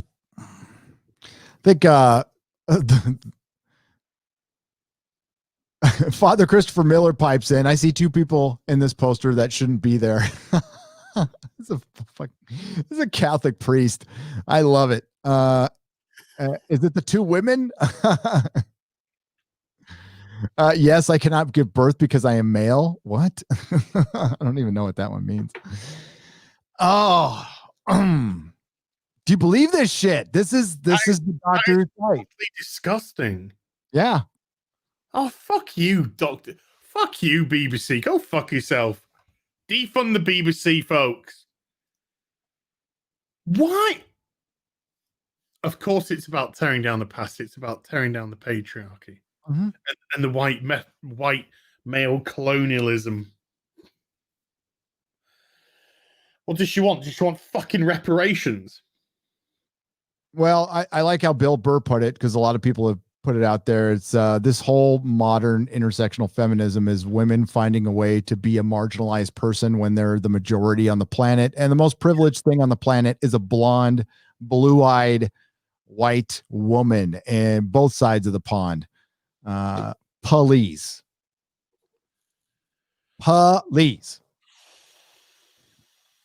Little Karen running around there, Dr. Karen. Yeah, speaking of which, I did get a cease and desist. God, I can't show, I'll show my tweet. I can't show the letterhead from the law firm because I don't know if they're in on it or if they're innocent. And if they're innocent and somebody put a fake cease and desist on their letterhead, they might be kind of pissed about that. I don't know. I don't want to get involved in it. I think it's just a troll. This is fake, by the way. It's completely fake. Email. They sent it to my email.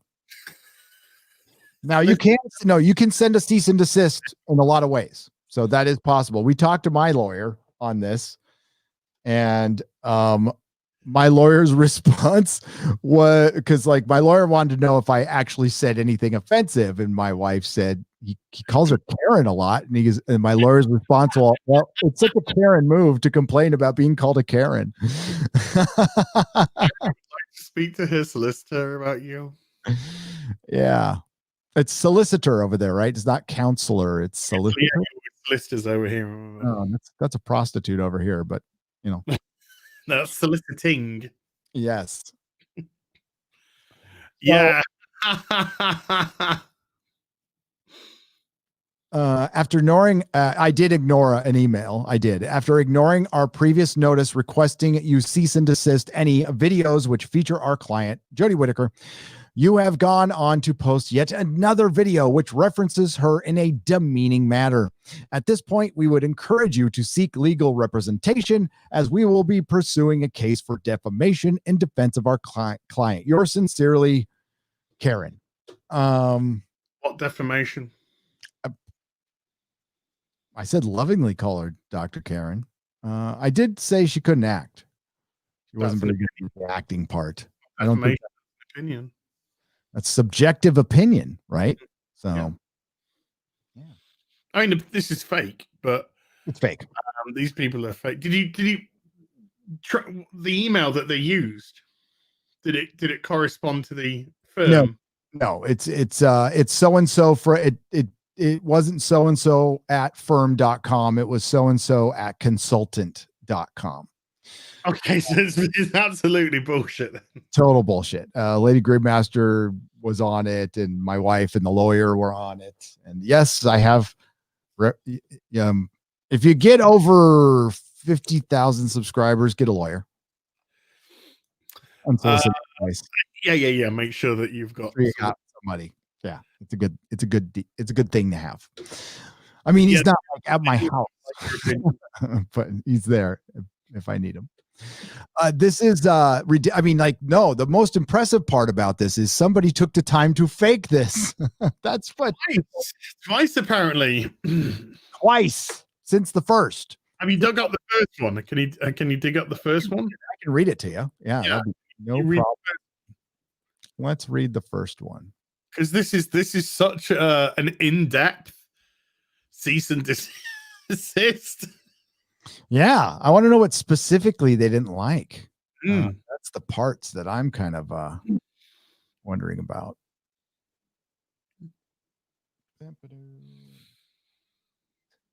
And desist. That one's from the. Sounds like DSP. He's always saying, if I had money, I would sue all the people who defame me. And you're just like, no. If you had money, you wouldn't be able to, because they don't defame you. They just tell the truth. Oh, I got to watch a DSP thing one of these days. Oh my God. I watched a Detractor stream last night. Unbelievable. The guy was absolutely salty and disgusting as fuck throughout the whole thing. He streamed for 2 hours, and at the end of the 2 hours, he didn't reach his tip goal. Because there's a tip goal. Yeah. He wants you to pay him $100 every stream. And he didn't reach his tip goal. And so he literally told off his audience. Oh, no. Yeah, he literally told off his audience for not reaching his tip goal, and then said, I'm going to continue streaming, and let's see if we can do it, shall we? He didn't do it. Spoiler alert. Oh, I need that audio clip. Oh my God. Okay. This is long. I totally ignored this one. This is multiple paragraphs. Be ready. Yeah. By the way, I mean, they sent it to they've got my address. It's my PO box. I have a new PO box in Rancho Bernardo.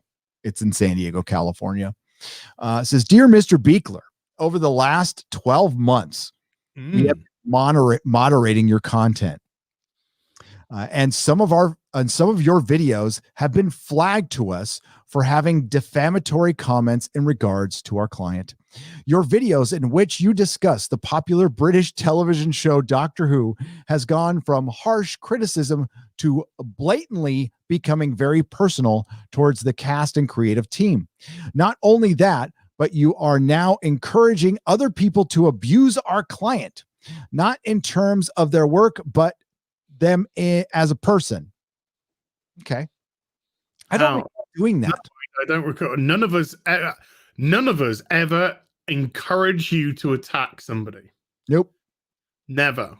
So liar, pants on fire. Yeah.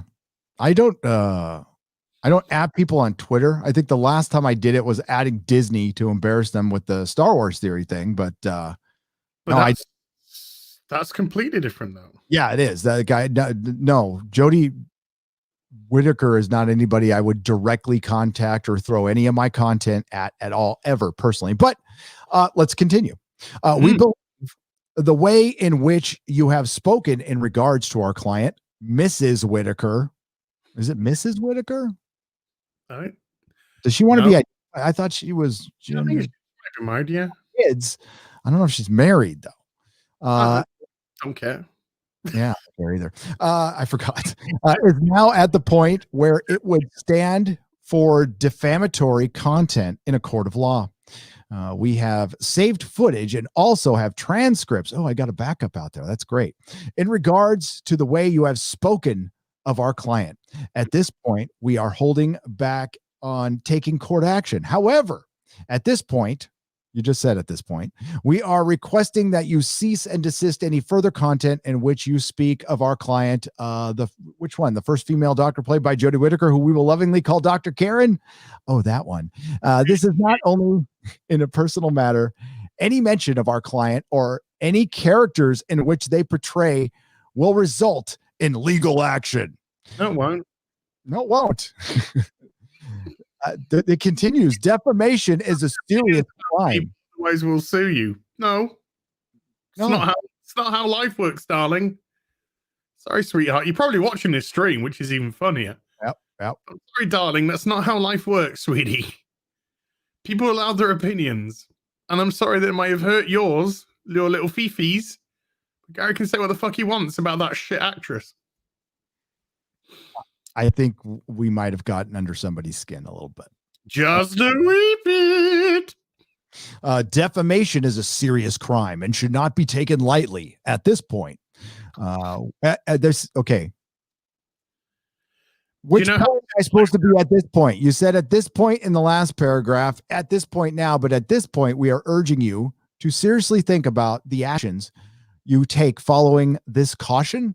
We also I'll tell you why this is all bollocks. Oh yeah. They don't cite any legal recourse under because if you're a lawyer, under article such and such of such and such act, paragraph such, you're in breach of such. There's no citations anywhere. No. And a lawyer wouldn't say at this point 3 times in 2 paragraphs. Just saying. But you would, wouldn't you, sweetheart? Yeah. We also represent other clients who are involved within Doctor Who and have had even more personal comments made by yourself. This could end in several charges if escalated, if escalation is needed. Anyone can criticize a piece of media. However, to do it in such a way that you incite, or should I say obsess over executing. Now, what was that? They're getting into opinion now that they've turned into opinion instead of fact. Yep. They've got their fifis have got the better of them. They got mad. They got mad as they've been typing. They can't help themselves. Oh wait, it's. Should I say obsess or executing it so personally is very unprofessional and dangerous. Whoa. Never said this was a professional organization. But it is dangerous. Dangerous. Oh, that's right. If any harm has come to our clients and it's linked back to something in which you had indicted in your videos or indicated, sorry, in your videos, you would not only be charged for defamation, but hate speech as well.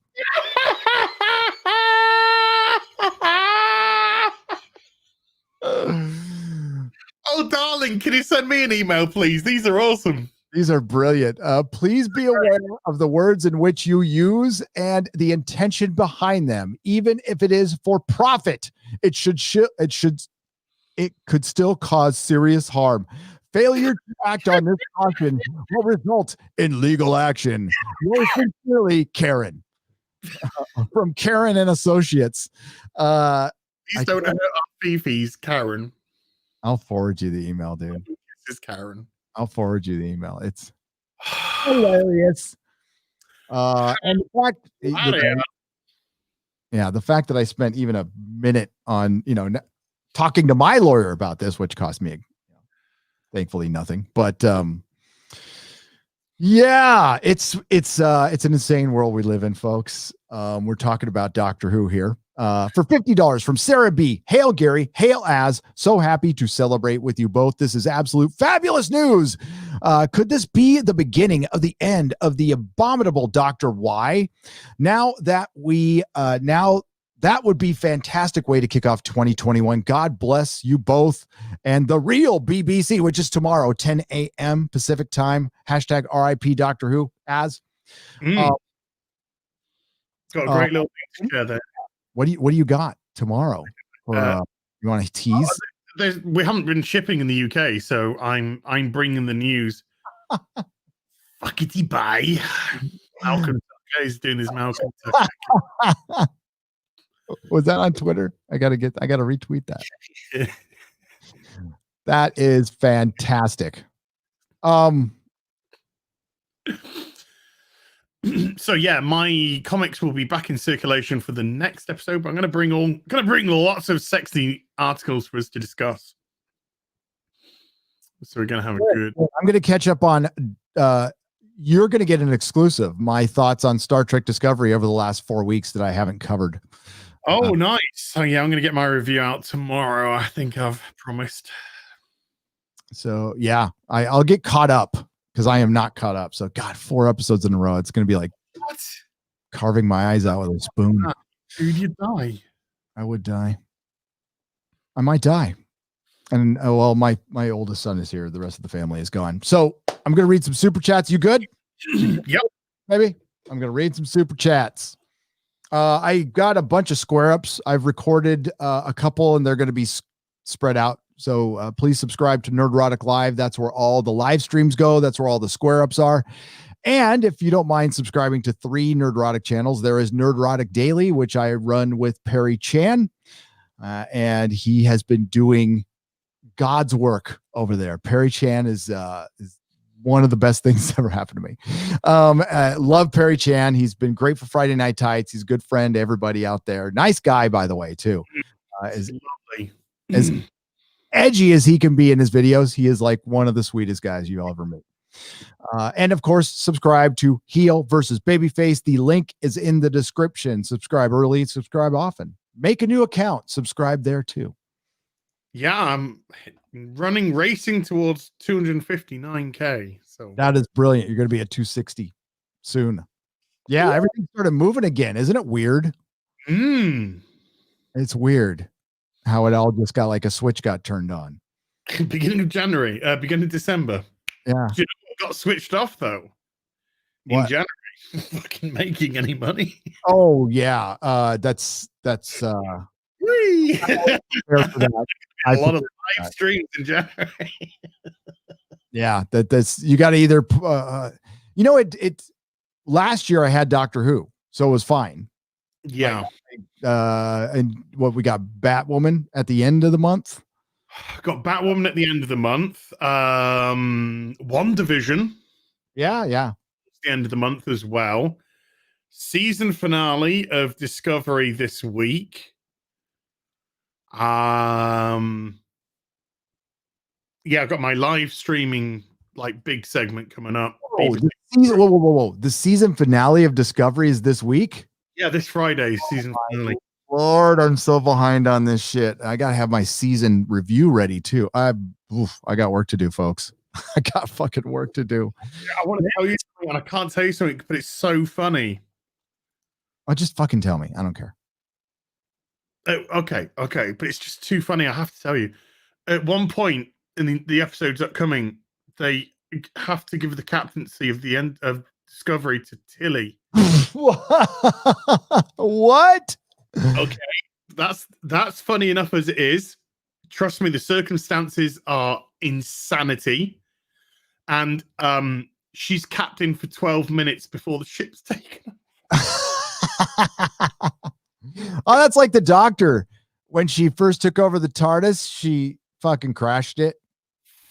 Yeah. Fucking A, man. They love themselves. Oh, I was supposed to get my Mandalorian review out before Star Trek Discovery. I might be able to do that. I hear there's a mythical Picard video. Oh, that's it keeps getting pushed aside. It's like I'll work on it for a couple hours, then a Star Wars news comes and Doctor Who news comes, and then it gets forgotten like for 2 weeks, and then I get back on it. And now the Doctor Who review, which is doing great, by the way. Thanks everyone. The Wonder Woman review. Everybody's telling me they want more reviews. Okay, you'll get them. I can't do news videos, so I'll just have to do more live streams, which is fine. Right. Those are my two biggest performing videos as well. Yep. The Mandalorian reviews, it's gonna, it's gonna, half the people will agree with me and half the people will be pissed off. That's the way it's gonna be. I'm gonna be honest. It's gonna be honest. It's a great 10 minutes with Luke. I'll admit it. I wasn't emotionally connected to it, but that's a great the moment of the year for pop culture, without a question. Sent a wave through all of pop culture, through all of genre. Star Trek took notice of it. Doctor Who probably took notice and then ignored it. But it really is a moment that could have started out the year of the fan, hashtag the year of the fan. But there's problems with the show. It's still good. I still understand why people like it. Hanging in with Gare Bear and my favorite spaz Az. Are you a spaz? Says Darth Bredicus for $2. I don't think you're a spaz. We can all be a spaz at times. Yeah, I'm a spaz. Oliver McLaughlin for $5. It's cold in Ireland right now, but I'm feeling warm. Best news this year so far. LOL. Is it too late? Though it is too late. But you know what? I still want her fired, I'll admit it. I want a scalp. I think the fandom menace, the fandom are old. By the way, it's an American saying. It's probably not very politically correct, but it just means that whether you win or not, you get something, and it's somebody gets taken out for the offense. Yeah. And it's like, sure, we can get rid of AIDS, but we've still got cancer. Yep.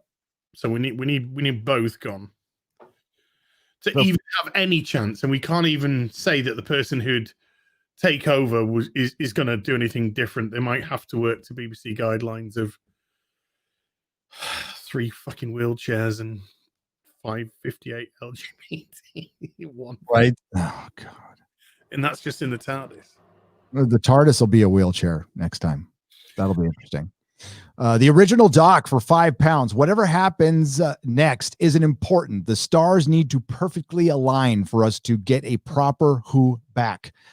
That isn't very likely. Happy New Year, Gary and Az. Thank you. Happy New Year. I mean, they're idiots over there. I don't understand the BBC. Never understood. You could make specials forever with the old doctors. Just get an old doctor back, or do an animated thing. Or you got Paul McGann sitting there who would probably do anything you asked. He's white male. They very specifically made a white male with white guilt tear down all the white male doctors. This is a racist act. Mm-hmm.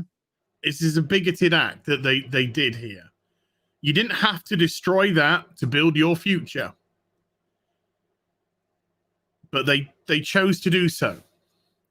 And then they chose to replace it by tokenizing people of different colors. Didn't give them a single solitary line to say. Not a single solitary line to say.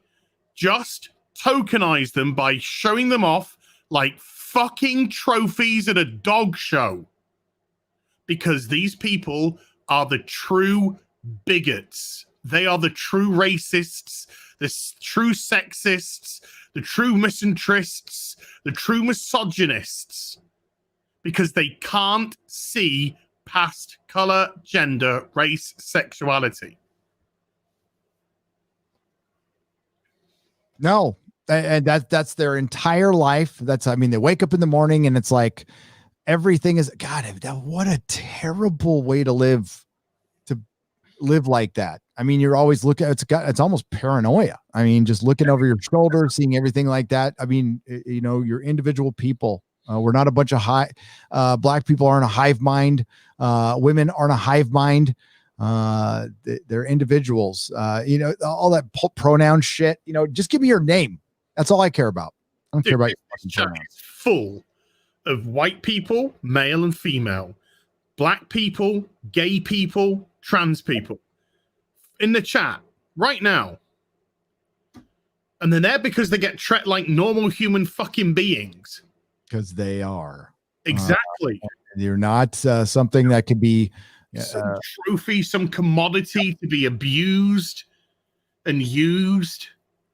Like I said, when it gets to that point, when you have a TARDIS where you've got white female, gay Asian female, gay or pansexual white male, black, when you get to that ridiculous sort of box ticking, that's when it looks and feels absurd, because it is absurd. But they gotta get their boxes ticked. Yep. And the episode came off that way. I mentioned it in my review. It just feels dated now. It feels dated. It's old. Doesn't Doctor Who look tired? Yeah. The original doc for £5. Whatever happens isn't important. I read that. Thank you. Jake D, the great Jake D. Jake D's a member. Jake D has a channel. Jake D's a good friend. He's a wrench out there. We love Jake D. Go check out his channel. He just did a Cobra Kai review. Go check out his Cobra Kai review. While I'm thrilled on this news, it's empty without the sacking of Chibi. He even used the proper term for a guy from Texas. That's pretty good. Hail Gary and Az. Hail. Speaking of our friends in the chat who might not, you know what? One of the many groups, the diverse chat we have of individuals, Alpha Omega Records for £5. What's up? This paradox is too confusing. I'm so happy Karen is gone, but I have no interest in watching the next Doctor at all. The retcon is required. It is. I agree. I said it last night, and it's like, you don't want to think about it because fuck, it's the continuity that I loved about this show. It's the mystery that I never wanted answered.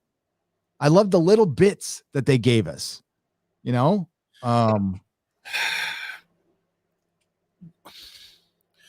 you have to explain something like that, you don't enhance your product, you weaken it. Yep.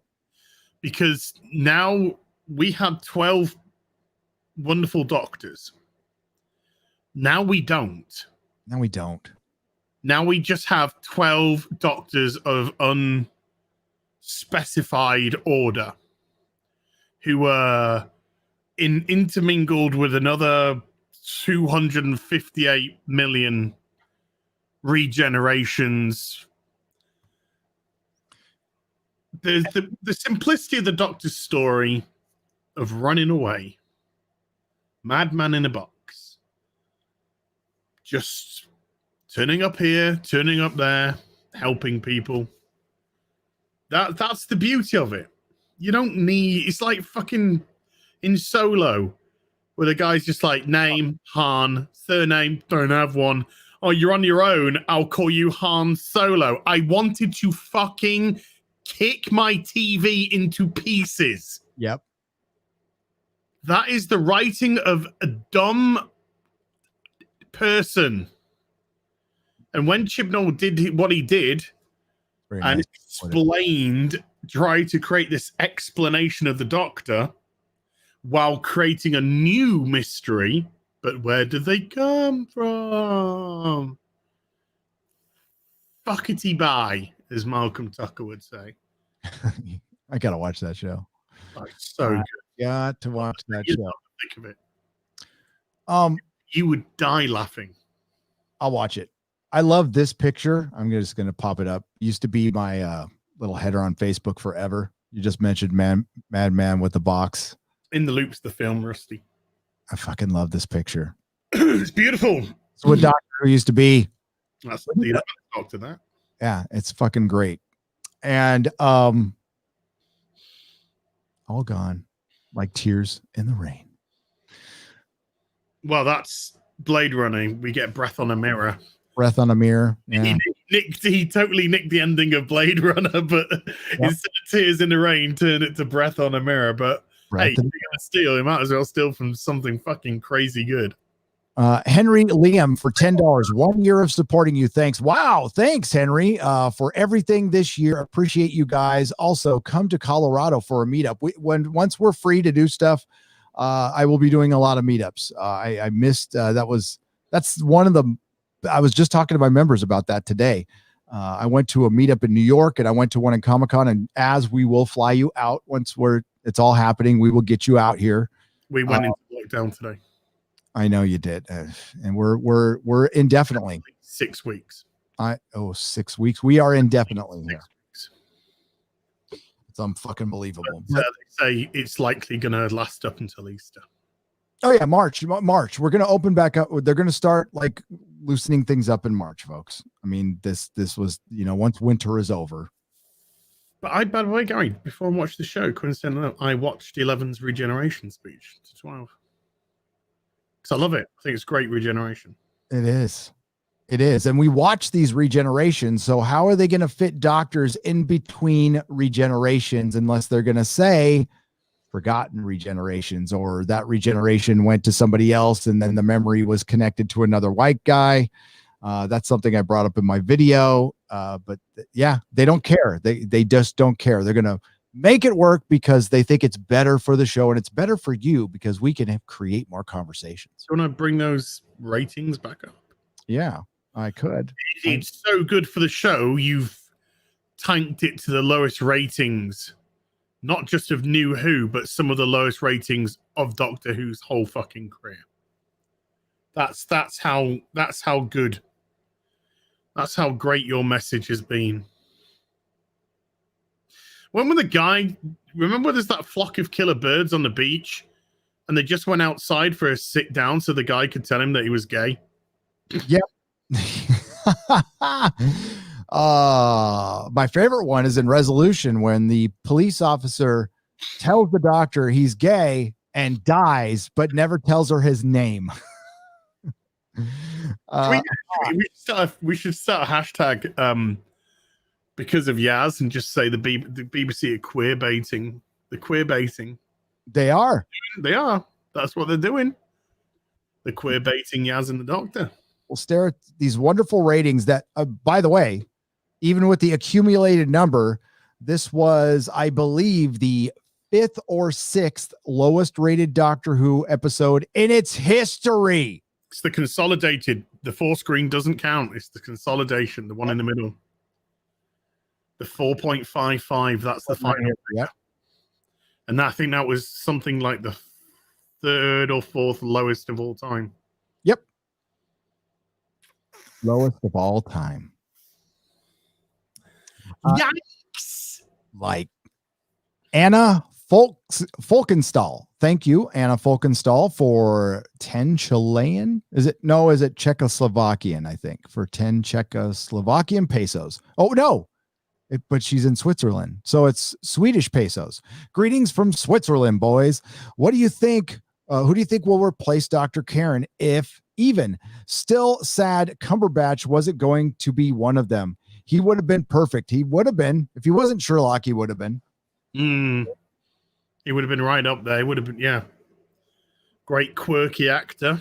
Too big now. Here's a question then, Gary.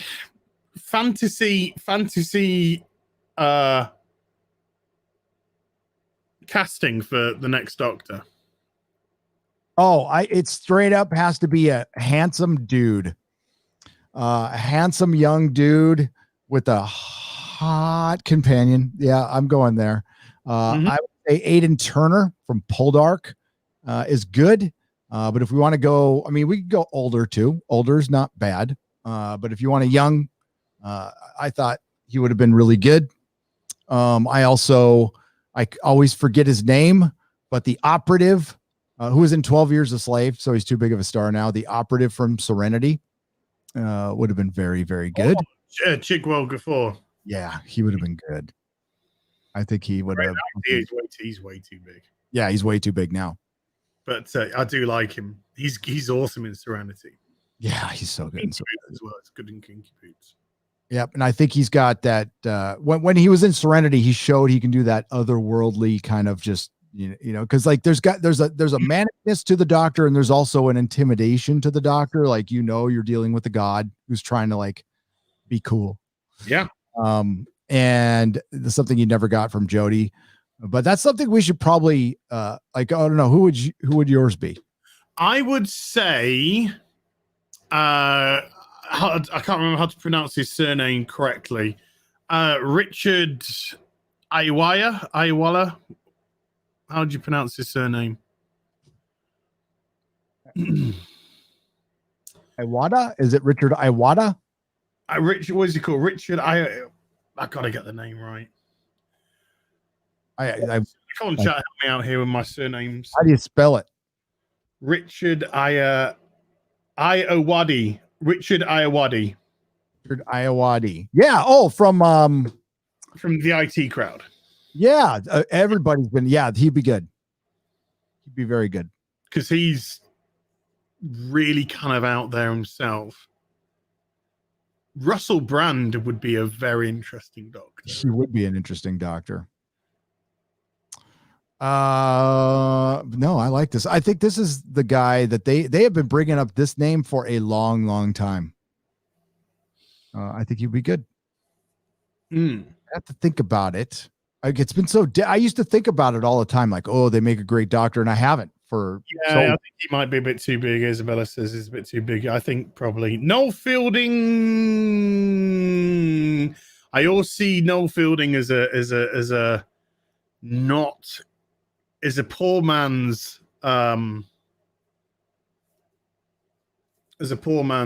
Russell Brand.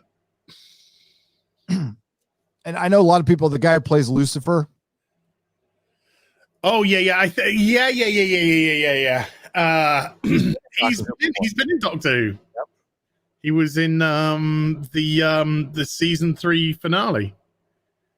He was the Doctor. Yep. And he was Daleked down. But when they redid the time, he was alive because she phones him up at the hospital, doesn't she? Yep. Oh, Martha Jones. Martha. Yeah, Tom Ellis. That's what Tom Ellis. Thank you. I was trying to look that up. I actually bought a Martha Jones action figure. I went Christmas shopping in the most depressing mall. It was empty, but there was a comic shop in there. Yes. We had old Doctor Who figures. Yes. I had most of them, right? But I needed another 1/6 scale 12-inch Martha Jones because when I brought her here, her jacket like melted in the heat. And I found it here in America for cheap. I was stoked. Do you want to buy? I know this guy who's got a bunch of Force Awakens Star Wars figures. You do? How does he have a bunch of them? Like, did he go in this guy? Did he really jump in and said, "Oh, I'm all about this"? He thought this will be a good investment, like a fucking wanker. Yep. Yeah. It's got a bunch of Rogue One ones as well, which aren't.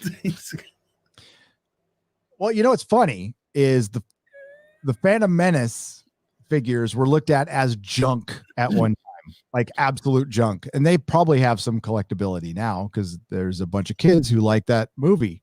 There was a bunch of adults who hated it when it came out. So I don't know. I have hang on to them, dude. You never know. You can always donate them. Was that person you as? Somebody said, yes, that person was me. Hey, did you get some of the ships or something? I mean, there might be something of value in there. Did you get a Rose Tico? No, she wasn't in the Force Awakens. Did you get a Rey?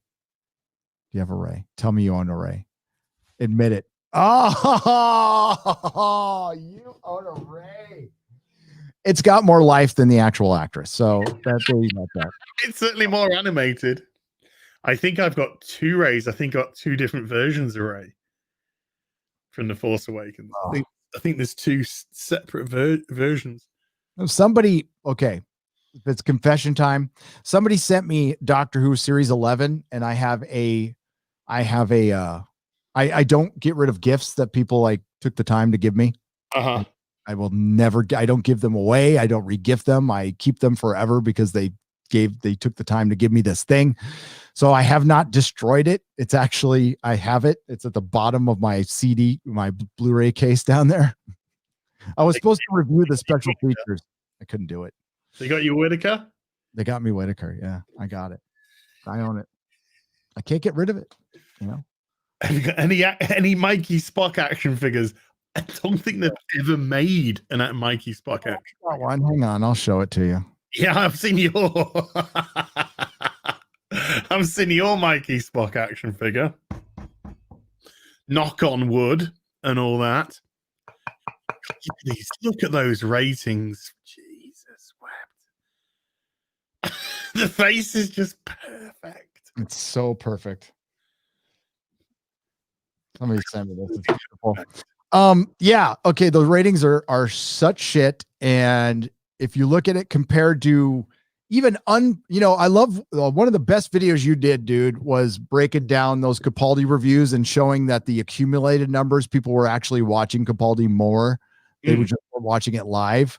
That was good. That was good. Thank you. I didn't know that. I had no idea.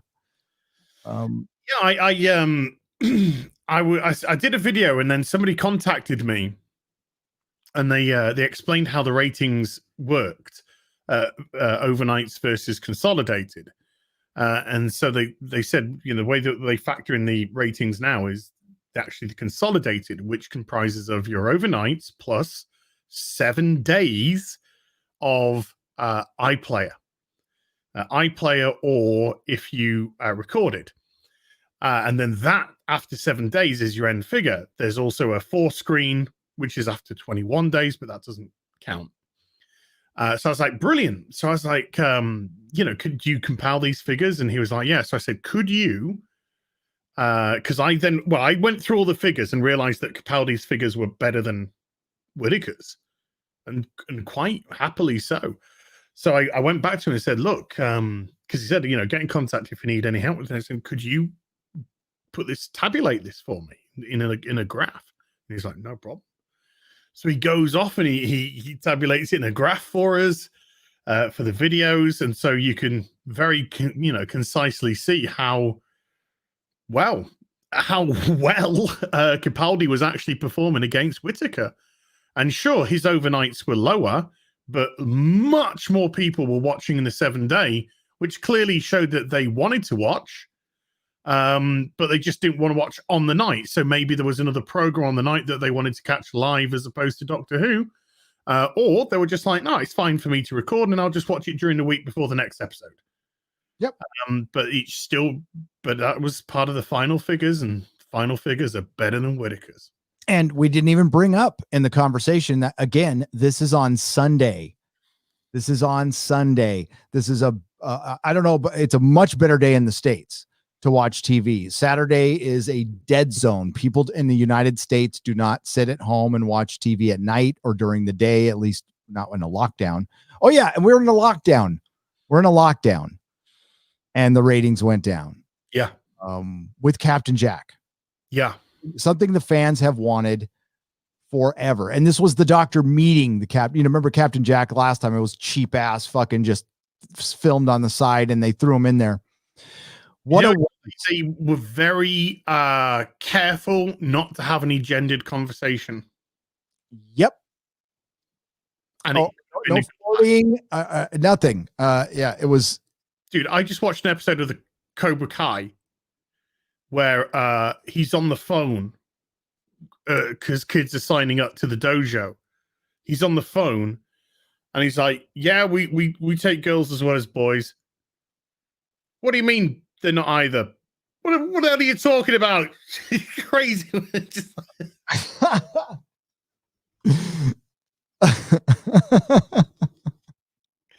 The way they just take the piss out of that is good. I can't wait to watch it, dude. Funny. Can't wait to watch it. Apparently the Babylon Bee put out a headline. The new president promises nationwide mask mandate and woman date.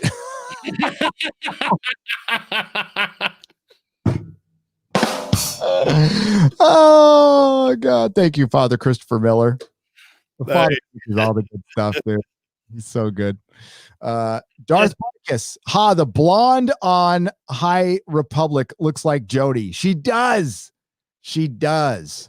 Karen, she'd like to speak to your Sith overlord. Yeah.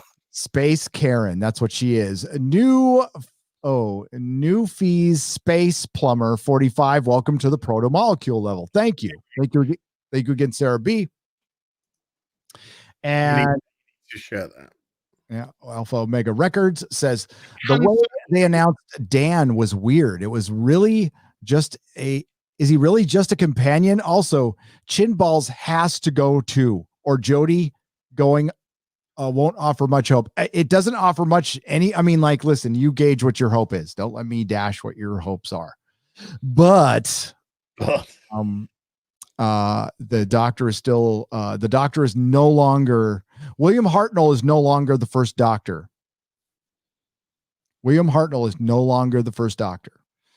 And that is a huge, that's not one I'm just going to let go. Hail Gary, it's been a minute. Glad to be back with the great news. Bye, Jodie. You will not be missed. You're next, Chris, says Jodie Bowie. What's up, Jodie Bowie, for $5? Yeah, long time no see. Ding Dong, the witch is dead. I know a lot of people were singing that and thinking that was inappropriate. We're just talking about metaphor. Yeah, it's appropriate. Fuck it. Timothy Cooper for $4.99. Hail Gary, been a long fan. I've been in recovery as well for 7 years as of December 4th. I got the same amount of years. I'd like to become a member, but there is no join button. You must be on an iPhone, Timothy. For some reason, it's glitchy with iPhones. You have to go to a desktop to do it. And that's a YouTube thing. That's lame. I put the membership link also in the chat, in the description. Oh, that's a good idea. There's a membership link. Well, yeah, you get the join, you click join, then you get the link for join. You might want to share what I've put, Gary, because a problem being, could you I see you're the first mod I see. Could you put the join link in the chat, please? Thanks. Or Chris Persia or Mark Lorzeth. There, I see you guys too. Thanks. Big hand for the Nerdrotics, by the way. Great job, guys and gals. Work for nothing. Thankless job. 14th Doctor played by Nerdrotic. I am not British. I wouldn't even let myself play it. Darth Bredicus for $2. I want this show to stay. Just get rid of the idiot Brits who are running it right now. I want Brits to run it, though. Brits need to run it. It is an English show that needs to stay English. I need to not the whole BBC then. What was that? We'd have to get the whole BBC. Yep. That's unfortunately, that's how it's, because Chibnall got hired by somebody that wanted Chibnall to do what he did. Yep. Piers Wenger and I forgot. There's a woman I leave out of that too. I need to remember. I need to commit her name to memory because she is complicit. Hey, Wenger needs to fuck off. Yep. Techno Babbler for $5. Katie as Starbuck was amazing because she was such a flawed character. Flaws equals interesting. She was a mess of a person, and that's why we loved her. Yep. I took a lot of flack for saying non-threatening person of color over and over again in my video.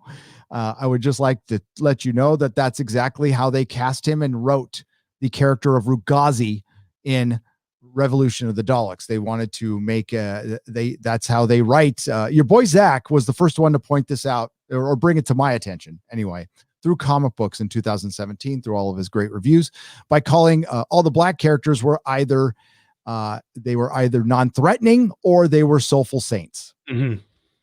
And it's the bigotry of low expectations, being afraid to write characters, white males being afraid to and white females being afraid to write characters who might not look like them with any complexity out of fear of being accused of something on Twitter. That's being a coward. That's being creatively bankrupt, and it's being a bigot, by the way.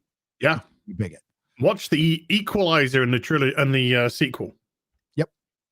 Where Denzel takes over the lead role. Then you can see what they can do. God damn, that first one's good. I haven't seen the second one, but I saw the first one. Right. Sarah B for $5. I keep finding myself grinning and starting to sing "Ding Dong, the witch is dead, the witch is dead." But then I stop myself because that would be both cruel and cowardly. Oh, that's a good point there, Sarah B. Never be cruel, never be cowardly. That's which is true. ironic, really, because the very next person that came along was both. Yep. Exactly. Oh. Yeah, I mean, it's a little cruel to come out in an interview with Vulture right before you're going to start your job and insult the majority of the audience, which wasn't just all white males. That was a huge assumption on somebody's part who did no fucking research into the fucking show. So what the hell would she know? She wouldn't know how people she didn't watch the fucking show. How does she know how people watch Doctor Who? All I know is, and this is the only gauge I had when I did my viewings, my screenings at the comic shop, it was everybody. I mean, everybody, a huge mix of people. And it was fun. That's all I know. It was fun. Hiram for $2. All you who accepted new BSG deserve new Who. Oh, there's people who still mad about new BSG. Here's the difference. Hiram. It's a different universe. It's a different world. They didn't undo the first one. The first one still exists. It's still a thing. You can still go and enjoy it. They made a new one in a different alternate universe. That's okay. Like Star Trek Discovery, if it existed in the Kelvin timeline, it would just be a shitty show. I wouldn't be that mad at it. I wouldn't care because it doesn't fuck with the original Star Trek. But no, they fucked with the original Star Trek, and that's where I come in. But yeah, there's some people who are just, I love both of those shows equally. Yeah. Fat Steven Seagal beat up Hidalgo for 2 Canadian pesos. Gina Carano as the 14th Doctor, please hail, fellows. Probably the only female I would accept. She's not British though. Can't do it. Toe of Vecna for $5 Forget Brie Larson. I just found out about Alexander Daddario YouTube channel. She knows what the fans want. Uh-oh. I probably don't want to look at that. You know what that is? You might want to share what I've got ready to share. Oh, sorry. I was looking at the. Oh. I'm thinking Han Solo, but gay. Oh, no.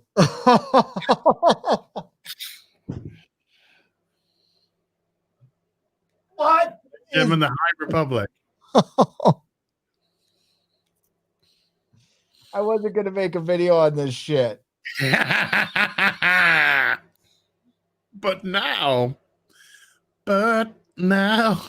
there's nowhere to hide. What the hell? What's his name? Leox Gayashi. Gayashi. Gay? Leo Gay. Oh my God. Holy shit. I'm such a scoundrel.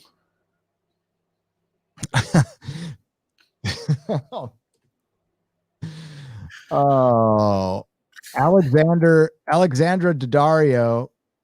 I gotta take it off the screen. Oh, that's why she knows what the fans want.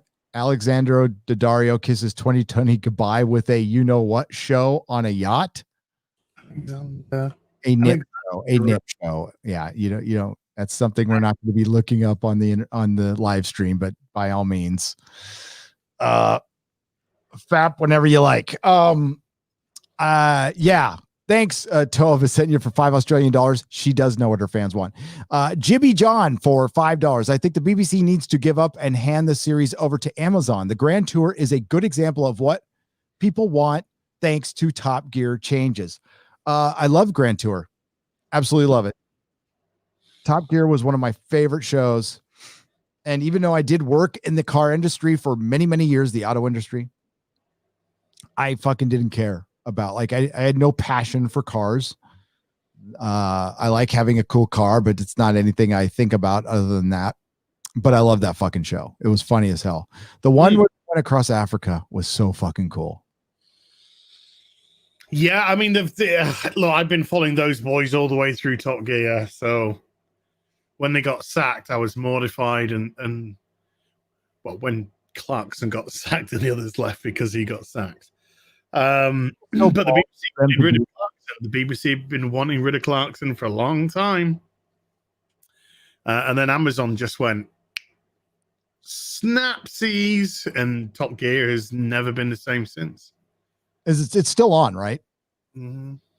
So it doesn't have that redhead radio show host anymore, does it? One season and then quit. He was awful. Chris Evans was he's a real gear nut in real life, but my God, he was dreadful on that show. Then Matt LeBlanc took over as main host for a couple of seasons, and then Matt left, and now it's kind of like just a bunch of guys selected by the BBC. Selected by the BBC, but it's not anything interesting. I mean, like, nobody watched it for the fucking cars. Nobody gave a shit. I don't give a fuck about the fucking cars. The Source of the Nile episode was genius, dude. It was so fucking good.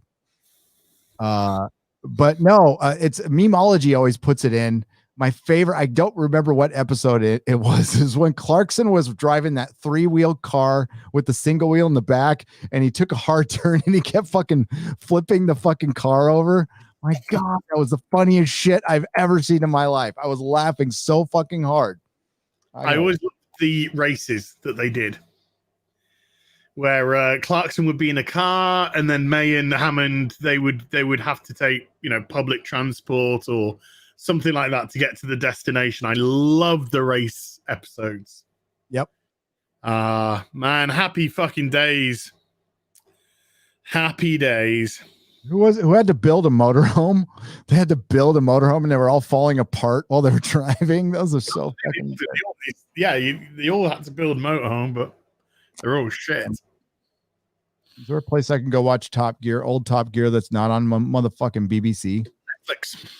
Netflix? Okay, that's what I'm gonna do tonight after I watch Cobra Kai. I'm just not gonna sleep anymore. It's such a bloody time. Let's keep those ratings up.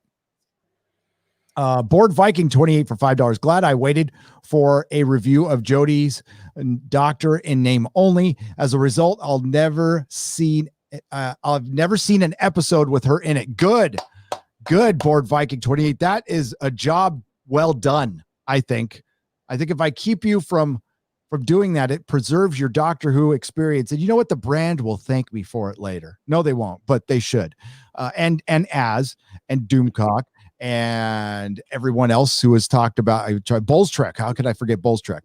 Fucking Bulls Trek, man. By the way, subscribe to Bulls Trek. If you've never heard of this channel, he has a day job, so he kind of comes in and out when he can, but when he does, he drops fucking nuclear bombs. He's one of the best YouTubers out there. So the best description of Batwoman ever is overweight 8-year-old girl. I just died laughing at that. I laugh every time I say it. It's so goddamn good. Gotta wait couple more weeks, 2.5 more weeks for that. I'm jumping in on that train. I got nothing fucking better to do. Star Trek will be over. What have I got to do? Bring a colostomy sack. The fucking holidays. My Star Trek reviews were doing really good on Nerdrotic Live. I had to give it up. It's God, I just ran out of time. Lex fix Doctor Who. Hashtag hire Script Doctor. I think Script Doctor would do good, Mr. Tickle Trunk, for 2 Canadian pesos. What I would do is I would allow, Script Doctor's Canadian. So I think that almost allows you to write for Doctor Who. Wow. The BBC, of course, with Stephen King's son.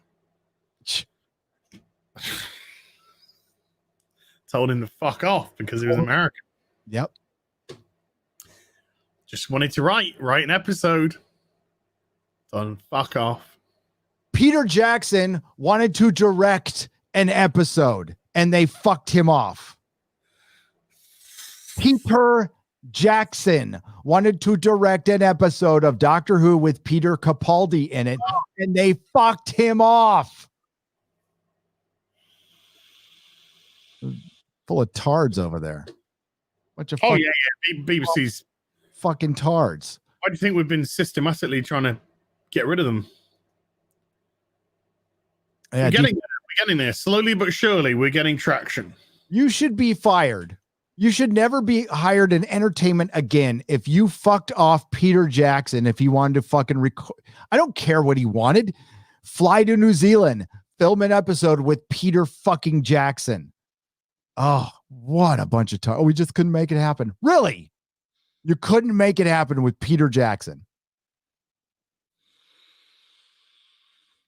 Gary, you're wrong in not reviewing each episode of The Expanse. You do review the crap known as STD, but nobody watches. You say, get the word out yet, says Larry for $5. Larry, I did a review. Did you watch my first review? I did a live review right here on this channel, Larry. Did you watch? Unfortunately, I didn't have time for Star Trek Discovery. So that, and I also didn't have time for The Expanse. So, yeah, I ran out of time. There's only so much I can do in a day. I would love to help The Expanse, but as when they started this season, they said they're ending. So why would I want to help people who are going to end their show? And then when we asked if there's anything we could do to help the show, we got crickets. Watch The Expanse. I talk about it every week. Oh, look, it's John Steed, says Peppermint Oil Capsule for $2. Thank you.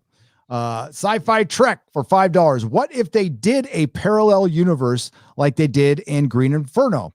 They would have to re-air the last of the 12th Doctor, but I think it could work. I mean, if it's erasing it from this canon, I'm all for it. By the way, watch The Expanse. It's the best fucking sci-fi show on Earth right now. And it is on, I do reviews on the Inquisition every week, live with Doomcock. We talk about it every week on Sunday. I did a specific review for the first episode, and it was one of my lowest viewed episodes on Nerdrotic Live and one of my lowest viewed live streams here. I tried.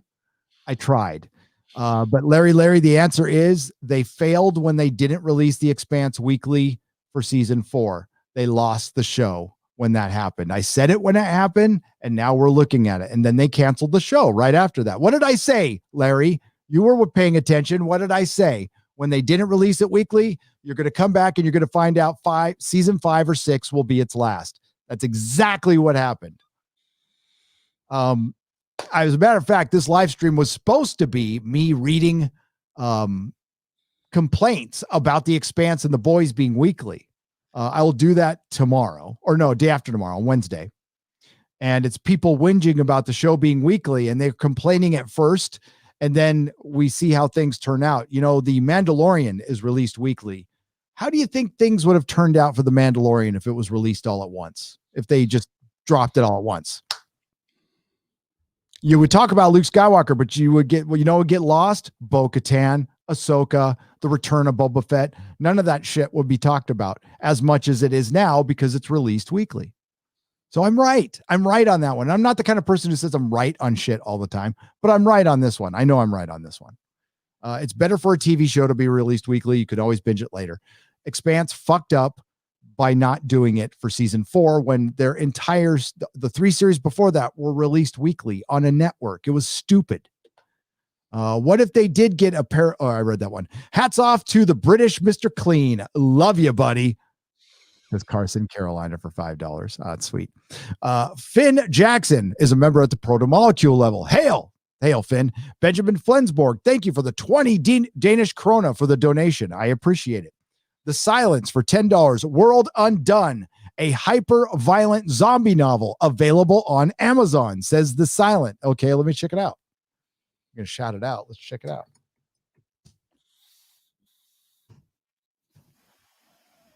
Oh, shit. You know what? They don't make my Mylite bags anymore that I like. They make Mylite 2s, and they're thick, but I like the really thin ones. They're called Mylites, and they stopped making them, dude. Damn. Yeah. What was that called again? See, dude, it's called World Undone. World Undone. World Undone. Dude, there's a lot of World Undones. Which one is it? Is it by... It's a zombie novel. Okay. World Undone, Story of the Great War, Finding God When Life Doesn't Make Sense.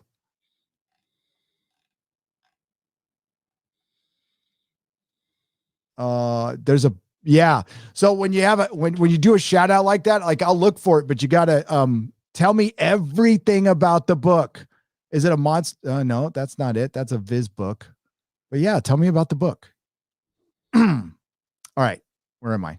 Jodie, who looks like Rob Williams from Mork and Mindy. Modalicious for $2. You're not wrong. You're not wrong. The Ranting Brummy for 10 pounds. They have to get Joe Martin to step back into the role. For me, she was immediately engaging doctor. She gave us something genuinely exciting, different, and gruff. No nonsense. Gun-toting badass mama, says Ranting Brummy. Yeah, but no, it doesn't work for me. Female doctor doesn't work. No, doctor's not a woman. Doctor's not a woman. Doctor's a dude. Joe Martin, she was better than Jodie. Much better than Jodie. 1,000 times better. But I think we're kind of overpraising her because she was next to Jodie. I would look good next to Jodie. As far as she's got nothing. She brings nothing to the table with a doctor. No. Dag the Gnome for 10 Canadian pesos. I'll say it again. If they wanted a female Time Lord, they could have brought back Romana and explained that she missed the Time War because of the E-Space. Yeah, she was in E-Space. It was right there for them to bring her back. And she would have been great. You could have brought her back as anybody. You could have regenerated a bunch of women, and you wouldn't have to, like, because they're going to have to regenerate back into a man now. You would have had a female effing Time Lord that you could bring in more women in. I made this argument 2 years ago, right? When I was being called sexist and everything. I'm like, yeah, why not just use your female character, but fucking make her better? I don't know. Give her more episodes. I don't give a shit. I don't care. Don't shit on the original character. Look, Michelle Gomez was awesome as the Master. Yep. She was absolutely phenomenal, and it was a great foil, and it was a great bait and switch. One that actually worked. And then to go straight to a female doctor afterwards, and it just doesn't work for the Doctor. It could for the Master, because they're always going to be the foil of the Doctor, but it just did not work. And there was nothing leading into it, especially in Capaldi, when they established that the Doctor has influence on his regenerations. And they established that when he chose that face. And And listen, they might have established that before that. And I always had to preface this. There might be some Target book out there I haven't read, because there's a lot that might have established it. Okay, fine. But I'm talking about in the show, what I've seen. Well, Matt Smith basically got Capaldi because of Deep Breath. When he got on the phone and he's like speaking to Clara on the phone, he's just like, "Is that me?" And he's just like, "Yeah." And he's like, "Did I get old?" So he's implanting, "I got old." Has he got white hair? Yeah, he's got great. Yeah. So he's implanted it into his head when he regenerates. So he's implanted his own regeneration into his brain. Deep Breath was a pretty good episode. Season 8's good. Amazing. I think it's pretty good. I love Deep Breath. Deep Breath Capaldi is so good in Deep Breath. Oh, in the end? Oh, he's great. So many different sort of, you've got that crazy who's the guy with the eyebrows? He's really mad. It's like, look at every action.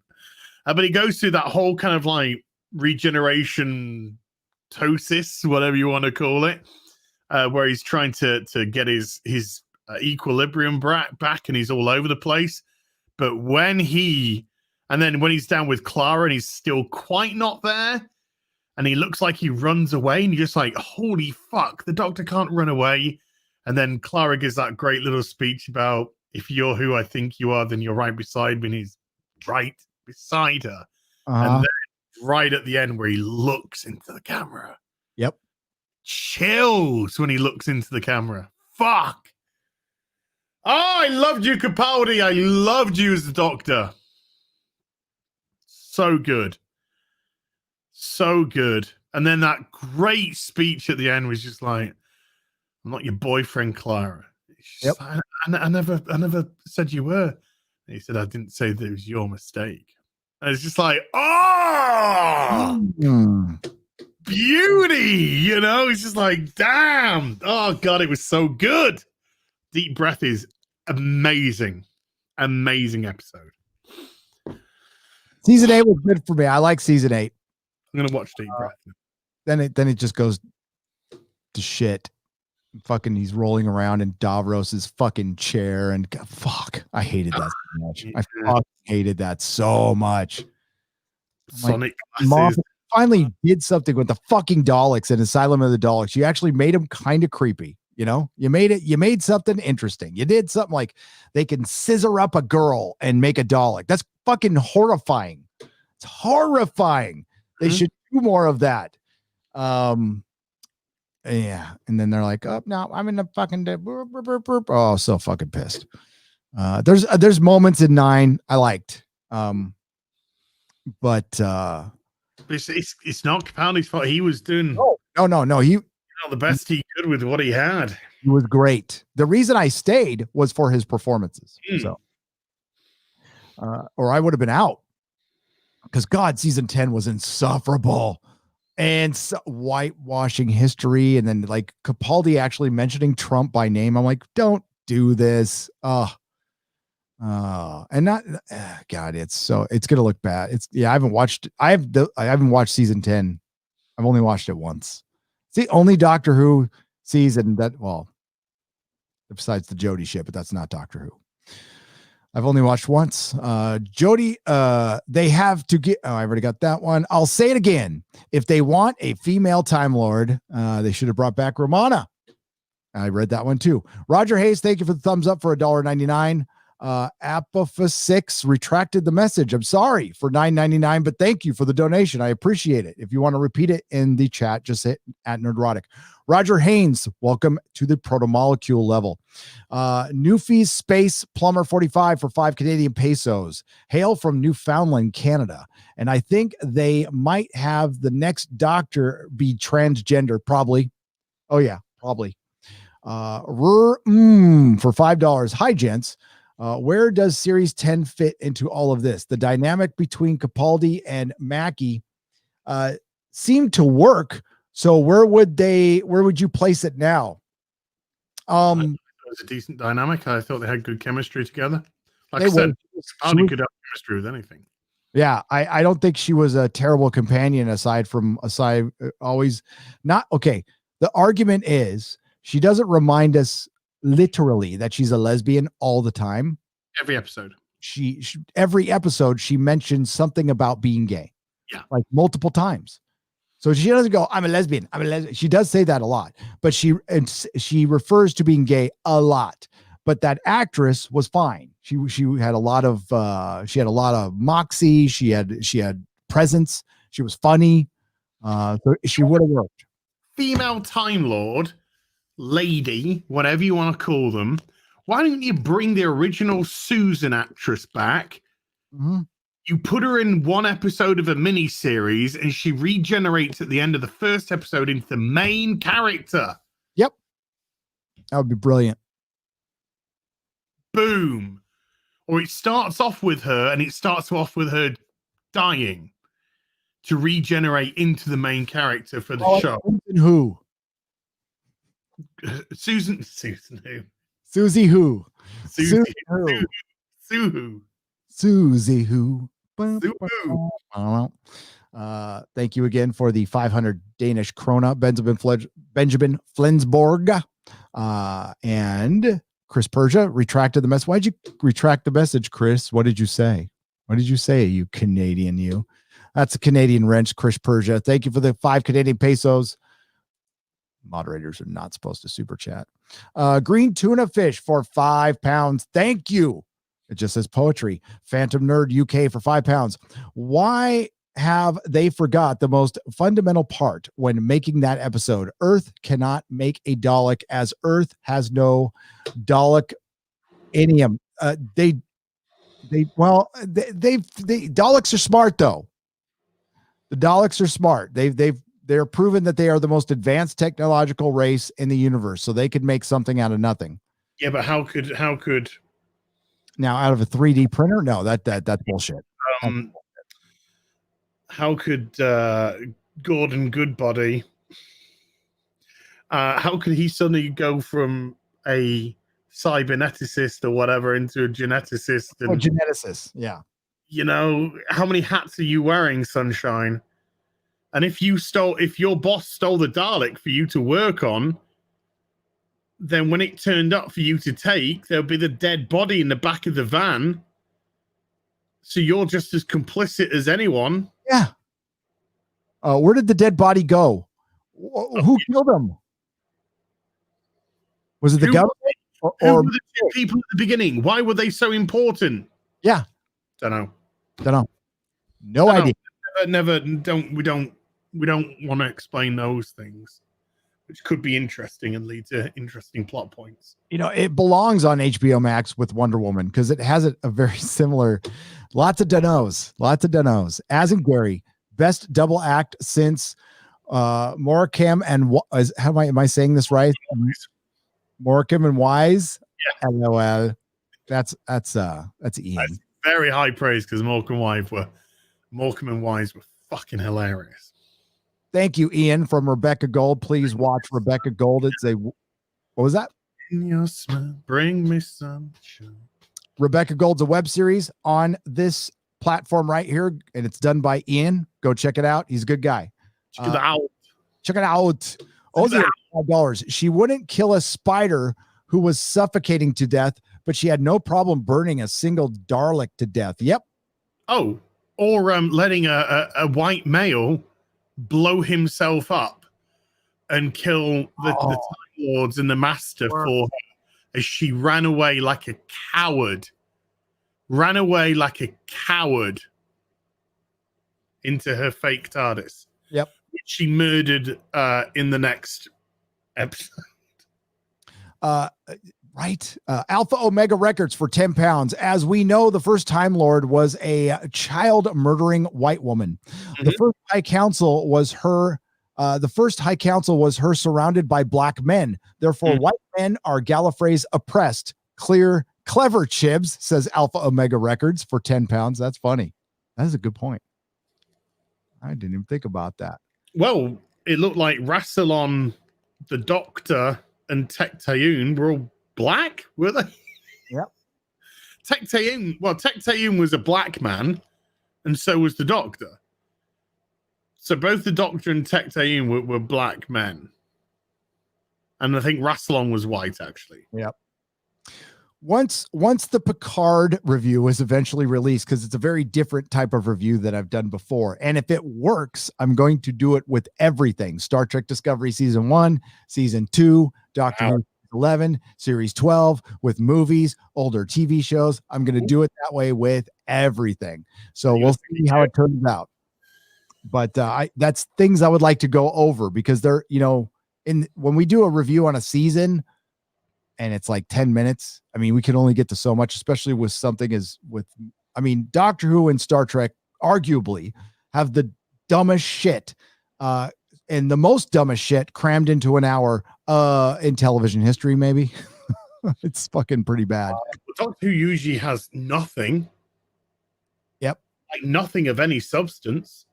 And Star Trek does have the dumbest of dumb shits, because the people who write it are dumb. Yep. And that's crammed into, I don't even want to talk about it. I want to puke. Just puke instead. Midnight's Ed, Tom says for $5, fake news going around about Ben Affleck not returning. The same interview they are citing for fake news says flat out he's returning. Just a heads up. Thank you, Tom. Ben Affleck is coming back. He's coming back. He's already filmed. He's already filmed. He's been back, and he's going to be back. And we might get a fucking Batman TV series with Affleck. Fucking take my money. Yeah. Take my motherfucking money. Yep. Now, I thought Tom was talking about this news because, Tom, I was cautious about this news at first because I've already reported on it 9 months ago. But it's only a matter of time now. This is Jodie's leaving, folks. She's leaving. Now, if they do something like, don't be surprised if it's not this season, they give her a few specials or something to send her out to buy themselves a year. Just saying, that's a possibility. It's always a possibility. Or she could be out now. CM Shazam for $4.99. Sup, bras? Are there any Brits that could put political pressure on the total mismanagement of the BBC? How about a Lord? Well, the Conservatives are. They're doing it all the time. Boris Johnson's putting it on big time. Yeah. Is there any Lords who are Whovians in the UK? They just turn up at the House of Lords to. Do you know what? We take the piss out of the House of Lords just being a bunch of literally like on your deathbed old fogies, right? But the House of Lords is one of the sanest places in terms of vetoing stupid laws that the government tried to pass. So there's a lot of stupid stuff which goes through the Parliament, and then when it gets to the House of Lords, they're just like, fuck off. So behind that fragile exterior of a lot of them. Lords politicians, or is this like family, like from feudalism? House of Commons and the House of Lords. The House of Commons is the politicians. The House of Lords is the Lords. The House of Commons. I love that. Commons. Lords. The House of Commons is where your MPs are, your and your Prime Minister and your opposition party and the Speaker and such. And then Lords is where all the old giffers who have been given titles go, and they just go harumph, no, to everything, which is often the best thing to do. That's interesting. Most of my DNA comes from that island right there. Mm-hmm. Found that out when I did the 23andMe because I'm adopted.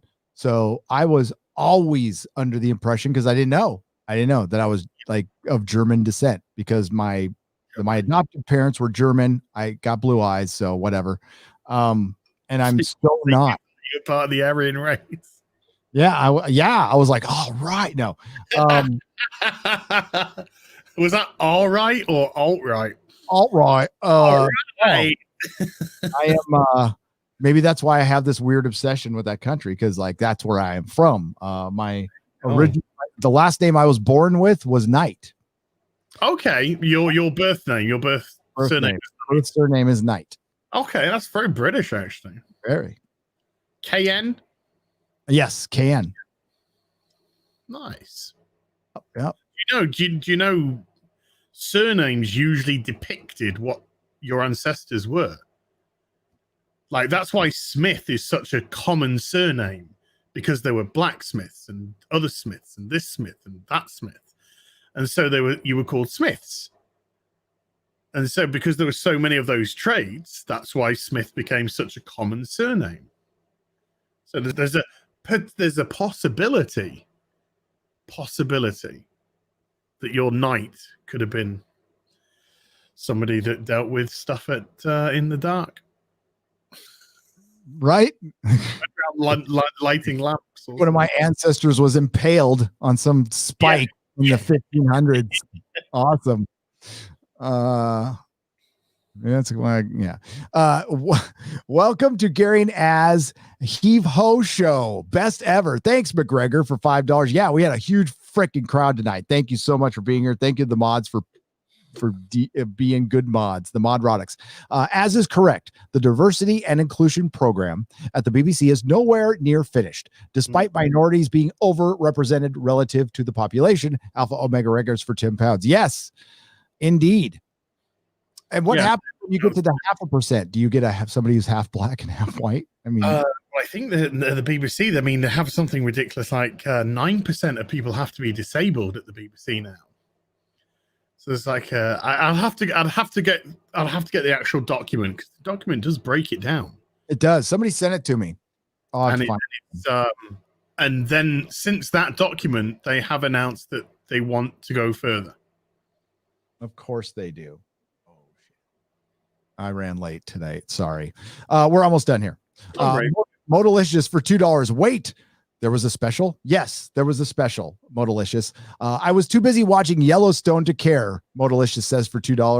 Mrs. Nerdrotic likes that. Douglas Nelson for $2.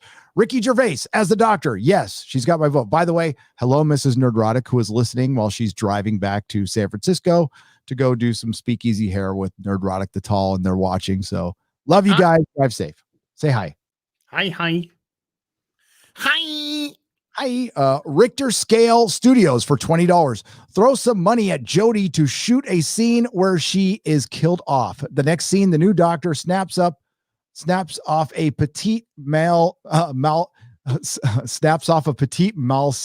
seizure, and he gets his wits back. He says that was strange. Hard reset, Newhart 1990 style. I love it.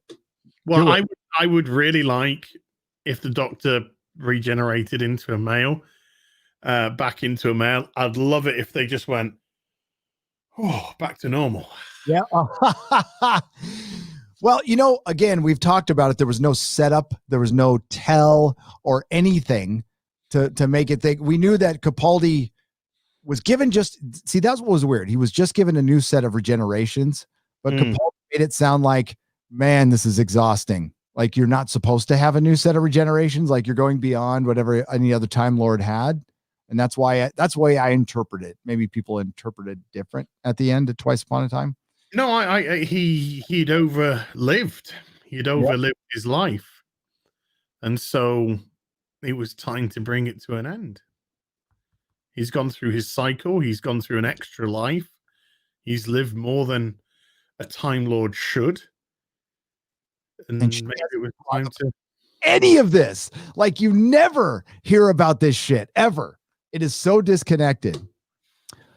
Do you remember, or you might not remember, it's on the special features for the Doctor Who Series 5 Blu-ray. And they were doing some behind the scenes, and when they were shooting Matt Smith's Doctor, the clipboards, the little said season 1. Yes, because it was Moffat's season 1. Yeah. Okay. I was like, are they going to reboot it? But it was just Moffat season 1. Gotcha. Season 1. Yeah. Yes, because that's when Moffat had taken full control. So it was his season 1. Yeah. You got the Doctor Who confidentials. Yep. Oh my God, I don't miss them now, but I miss those. Those were so good. Great. They were so much fun to watch. I'm gonna get myself. Yeah, no, David Tennant with the little hand video camera. Remember walking through the set in one of those? It was great. No, I'm definitely gonna watch Deep Breath tonight. Maybe a little Top Gear and some Cobra Kai. Watch Deep Breath. It's so good. Ben, Some Cobra Kai. there you go. I'm gonna get some food after this though. Mark C for $5. Ben Shapiro is making the Daily Wire film and television production and distribution company, finally a non-SJW producer. Does he have the money? Does he know how much that's great. That's great. But what is he going to make? I'm interested. Gavin Death. We'll just say Gavin Death for $5 Joe Martin could have been a good, but is tarnished by the retcon rubbish. Also, Joanna Lumley is the best and original female doctor, five-ish doctors in canon. I agree. Joanna Lumley is the only one I will totally be down with. Joanna Lovely, as I like to refer. And that was written by Stephen Moffat. Yes. Mark C, very funny. Very funny. The great Mark C. Oh, it just jumped on me at the end. I don't need it jumping on me at the end. Please don't do that. Joe Martin is horrible. I thought Joe Martin was bland as fucking dishwater myself. Yeah, she was acting next to Jodie, so she looked great, right? But and I like the way that she turned up in the season finale to go, fuck it, don't think. Don't think. Just we're gonna fuck everything up. What did you think of the idea of David Tennant's wife playing the next Doctor, in which they incorporate her old character? Says George Andrew for $5. Now, let her be the Doctor's daughter. Let her be her own character. The Doctor's a male. Just make the Doctor a male. Make a new female character, and then put some time and effort into that female character to give us another show. But I mean, like, this is, if it was 2015, this ship has sailed. They fucked their whole franchise, and Chris Chibnall did it, and we have been telling him this for years, and now it's actually happening. The consequences have arrived. They'll never make it better. The people who remember the better days are getting older. They did not cycle in any new fans with this shit. All those little tumble arenas who like to drink fanboy tears were gone the minute Jodie showed up in the first 5 minutes. They're like, oh, I don't have time for this show. They could have made a brilliant master show with Michelle Gomez. Yep. That could have been something completely like that because there's two versions of the master out there right now. And she's one of them. There's a male master and a female master. And you could have her kind of like trying to, kind of like what they're doing with the Loki series, which is going to be the best Doctor Who probably. Mark C for $5. Always thought the brother from The Mummy and The Mummy Returns, John Hannah, would make a good Doctor. He'd be all right. He'd be okay. Jodie Bowie for $5. She makes me embarrassed to have the same name as her. She's poor. She's a poor example of anything that is female empowerment, if that's what they wanted. Exactly. All right. We got 6 more minutes. I got to go. I promised to ask 2 hours. We went way too fucking long. I owe you, buddy. So guess I'm on the BBC as long as you want tomorrow. Mute Gamer for $5.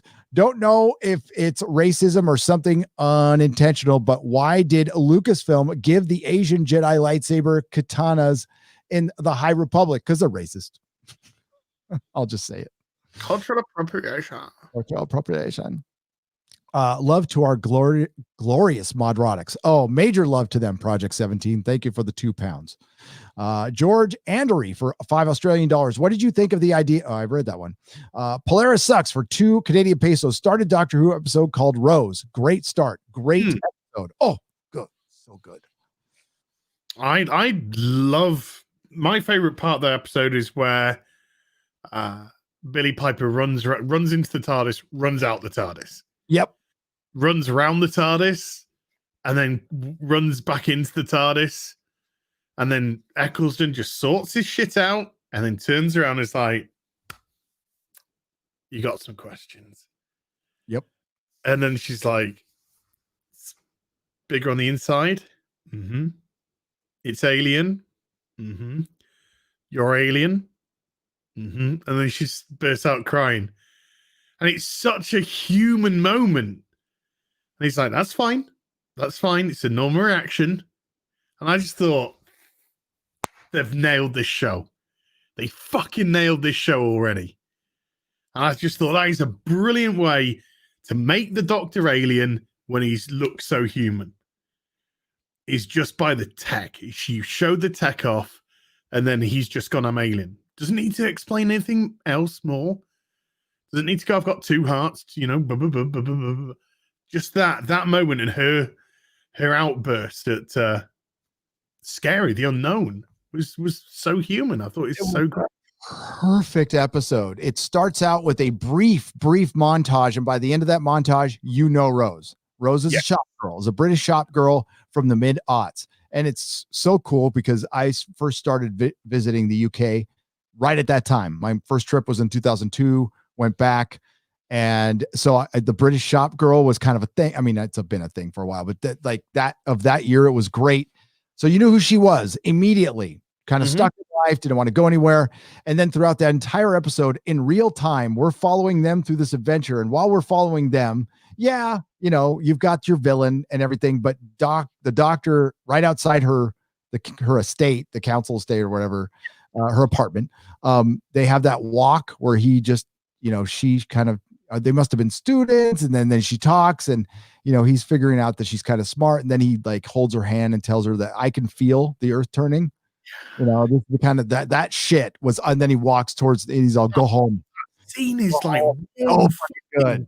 Peak, and that's like Goodfellas shit right there, you know? Fuck, it was, yeah. I can feel the turn of the earth, and he's holding her hand, and just like for a split second, you always felt as if Rose was going to feel it, and he's like, well, see you later. Such a scene, man. I get chills thinking about it. It was a great episode. Great writing. So when Matt Smith was the doctor, I was hanging out with lesbians. Don't ask me why. No, Adam, I'm asking, buddy. Why? We were talking about the doctor. One of them asked everyone, what about a female doctor? Everyone else said, if she really was a different character, if she was a different character, not a doctor. Exactly. It's a cheap fucking move because they didn't think a female character, they didn't want to put the time and effort into building up a female character. They wanted to take something away because they thought it made up for something. Like, hey, the female doctor makes up for, you know, all the suffrage of women. Do you feel vindicated, women? Do you?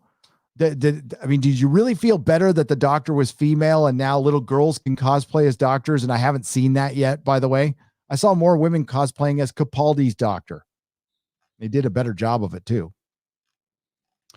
Anthony Arribas for $9.99. It's patronizing and condescending, and it's been pissing me off for a while now with this whole incel inclusive and diversive. It's fake. It's just cringe at this point. And it has to stop, says Anthony. Yeah. And dude, it's phony and it's regressive and it's setting us back. It's not pushing us forward. Did you see the reports that Batfleck is out? Keaton is in and he's trading Batgirl. Yeah, Grey Ghost. Tom said that was fake news for $4.99. Tom said that was fake news. Did not see Batman Beyond movie with Keaton though. Yep. Almost done with your scarf. And when Doctor Who was good, Trenna sound is pronounced like Trend Guthridge. I've got to pay you. I keep forgetting. I got to pay you for that scarf. I can't wait to get it. A Tom Baker scarf. They have transcripts. Pretty sure it is Tim Lim, says Swinging Cod for $5. Oh God. That is that Comicsgate lore? Nathaniel Larson for $5. Well, time to focus on better British TV shows like The IT Crowd, Taskmaster, and older Top Gear. Hell yeah, and older Doctor Who. Matthew P.E. Forrest for £5. Bring back Paul McGann as the Doctor with good writers to fix this broken lineage. That would bring fans back en masse. It would. I make a fucking Paul McGann was such a great Doctor. I never realized, Didn't get a chance. His little short to have a regeneration was brilliant. Yeah. And made me crave for more. I think he's just turned 60. He looks fantastic still. I'd love a 6-part miniseries. Something like that to give him a bite. The BBC could do these things, but they won't. Remember, because it's about dismantling the white patriarchal supremacist bollocksy twat face. All the executives at the top of the BBC are white. Yep. So go fuck yourself. You've got a place here if you need to evacuate from Captain Spire for $2. Lockdown. Welcome to the Protomolecule, Azusa Street, a Protomolecule level. Thanks. Akalan, thank you for joining the Protomolecule level. What was that? I was going to say, did you see the Red Letter Media Wonder Woman review? I did, where they announced with all the fucking streamers at the beginning. Yeah, that was funny, but it's sloppy review. They clearly weren't paying much attention to the film. Which is fine, but just say I wasn't paying any attention. But they were getting it at the end, but it's you know what else? What I really want to say, I got to say off air. I would love to say it here, but that could get run around, and I mean it's kind of how I feel. But it's funny. It's so sad. Can't talk normally. Can't just say what we want to say. Yeah. How sad is that? Yeah. I mean, like, yeah, I loved in the beginning when they rattled off. I mean, they've done it before, but they rattled off all the streaming services. God, it goes on forever. That's brilliant. Yeah. It was brilliant. Welcome to the Jaloja level, Oliver McLaughlin. I appreciate you. TK not a post for $20. Hail Gary and Az. Never been a big Doctor Who fan, but your commentary is entertaining and insightful enough to tune in. Good stream, fellas. That's awesome to hear. Thanks, TK not a post. Thank you. And we got one more, and then I'm gonna put these in my square up that I'm recording right now. So yeah, because I got to go eat. Sorry, guys, and I promised Az 2 hours. Benjamin Flensborg, thank you for the 200 Danish krona again. Yeah, so if you want to look for any square up or any live stream, they go to Nerdrotic Live. I do not leave any of these behind. I give them the time they are deserved, so I don't rush through them, but I do need to go and eat right now. Thank you for joining us. I did not expect this many people here today. That was fucking amazing. We had over 6,000 people watching. That's crazy. Crazy. Love you guys. Az, please plug your channel. Heel versus Babyface on YouTube. I'm Shout at Clouds. You do. Shout at Clouds, but yeah, I've been doing some Doctor Who. I think last 3 videos are Doctor Who related. Everyone's kind of today's video is a fake Doctor Who video. It's a Cobra Kai video. I love it. I love that. So thank you. And thanks for watching all of our videos. I appreciate it. Thanks. You're over on my channel tomorrow night. Yeah. And Wednesday, I'll be streaming again with Robert Mayer Burnett as we do some more What Toys. I'm gonna have to come in, buzz in on one of those couple. Oh hell yeah! More than welcome. Tomorrow, 10 a.m. Pacific time. I'm on his channel over that way. It's so weird pointing to you over there because that's where my bathroom is. Well, you're heading towards my door, I guess. Yeah. So yeah, bagging, boarding, and chatting. We'll be discussing comic books and Star Trek and all kinds of fun stuff. Wednesday, Nerdrotic Nooner. Friday Night Tights with, can I say it? Lady Gravemaster, tell me, can I say it? Can I say it? It's a Gundam. Boom. It's the Gundam's back. back. So I will see you guys later. Love you guys. And again, sorry I didn't get all the super chats. I will get to them in the square up. Please go over and look for the square up in the next couple of days on Nerdrotic Live. You are all the best. Thank you to the Modrotics.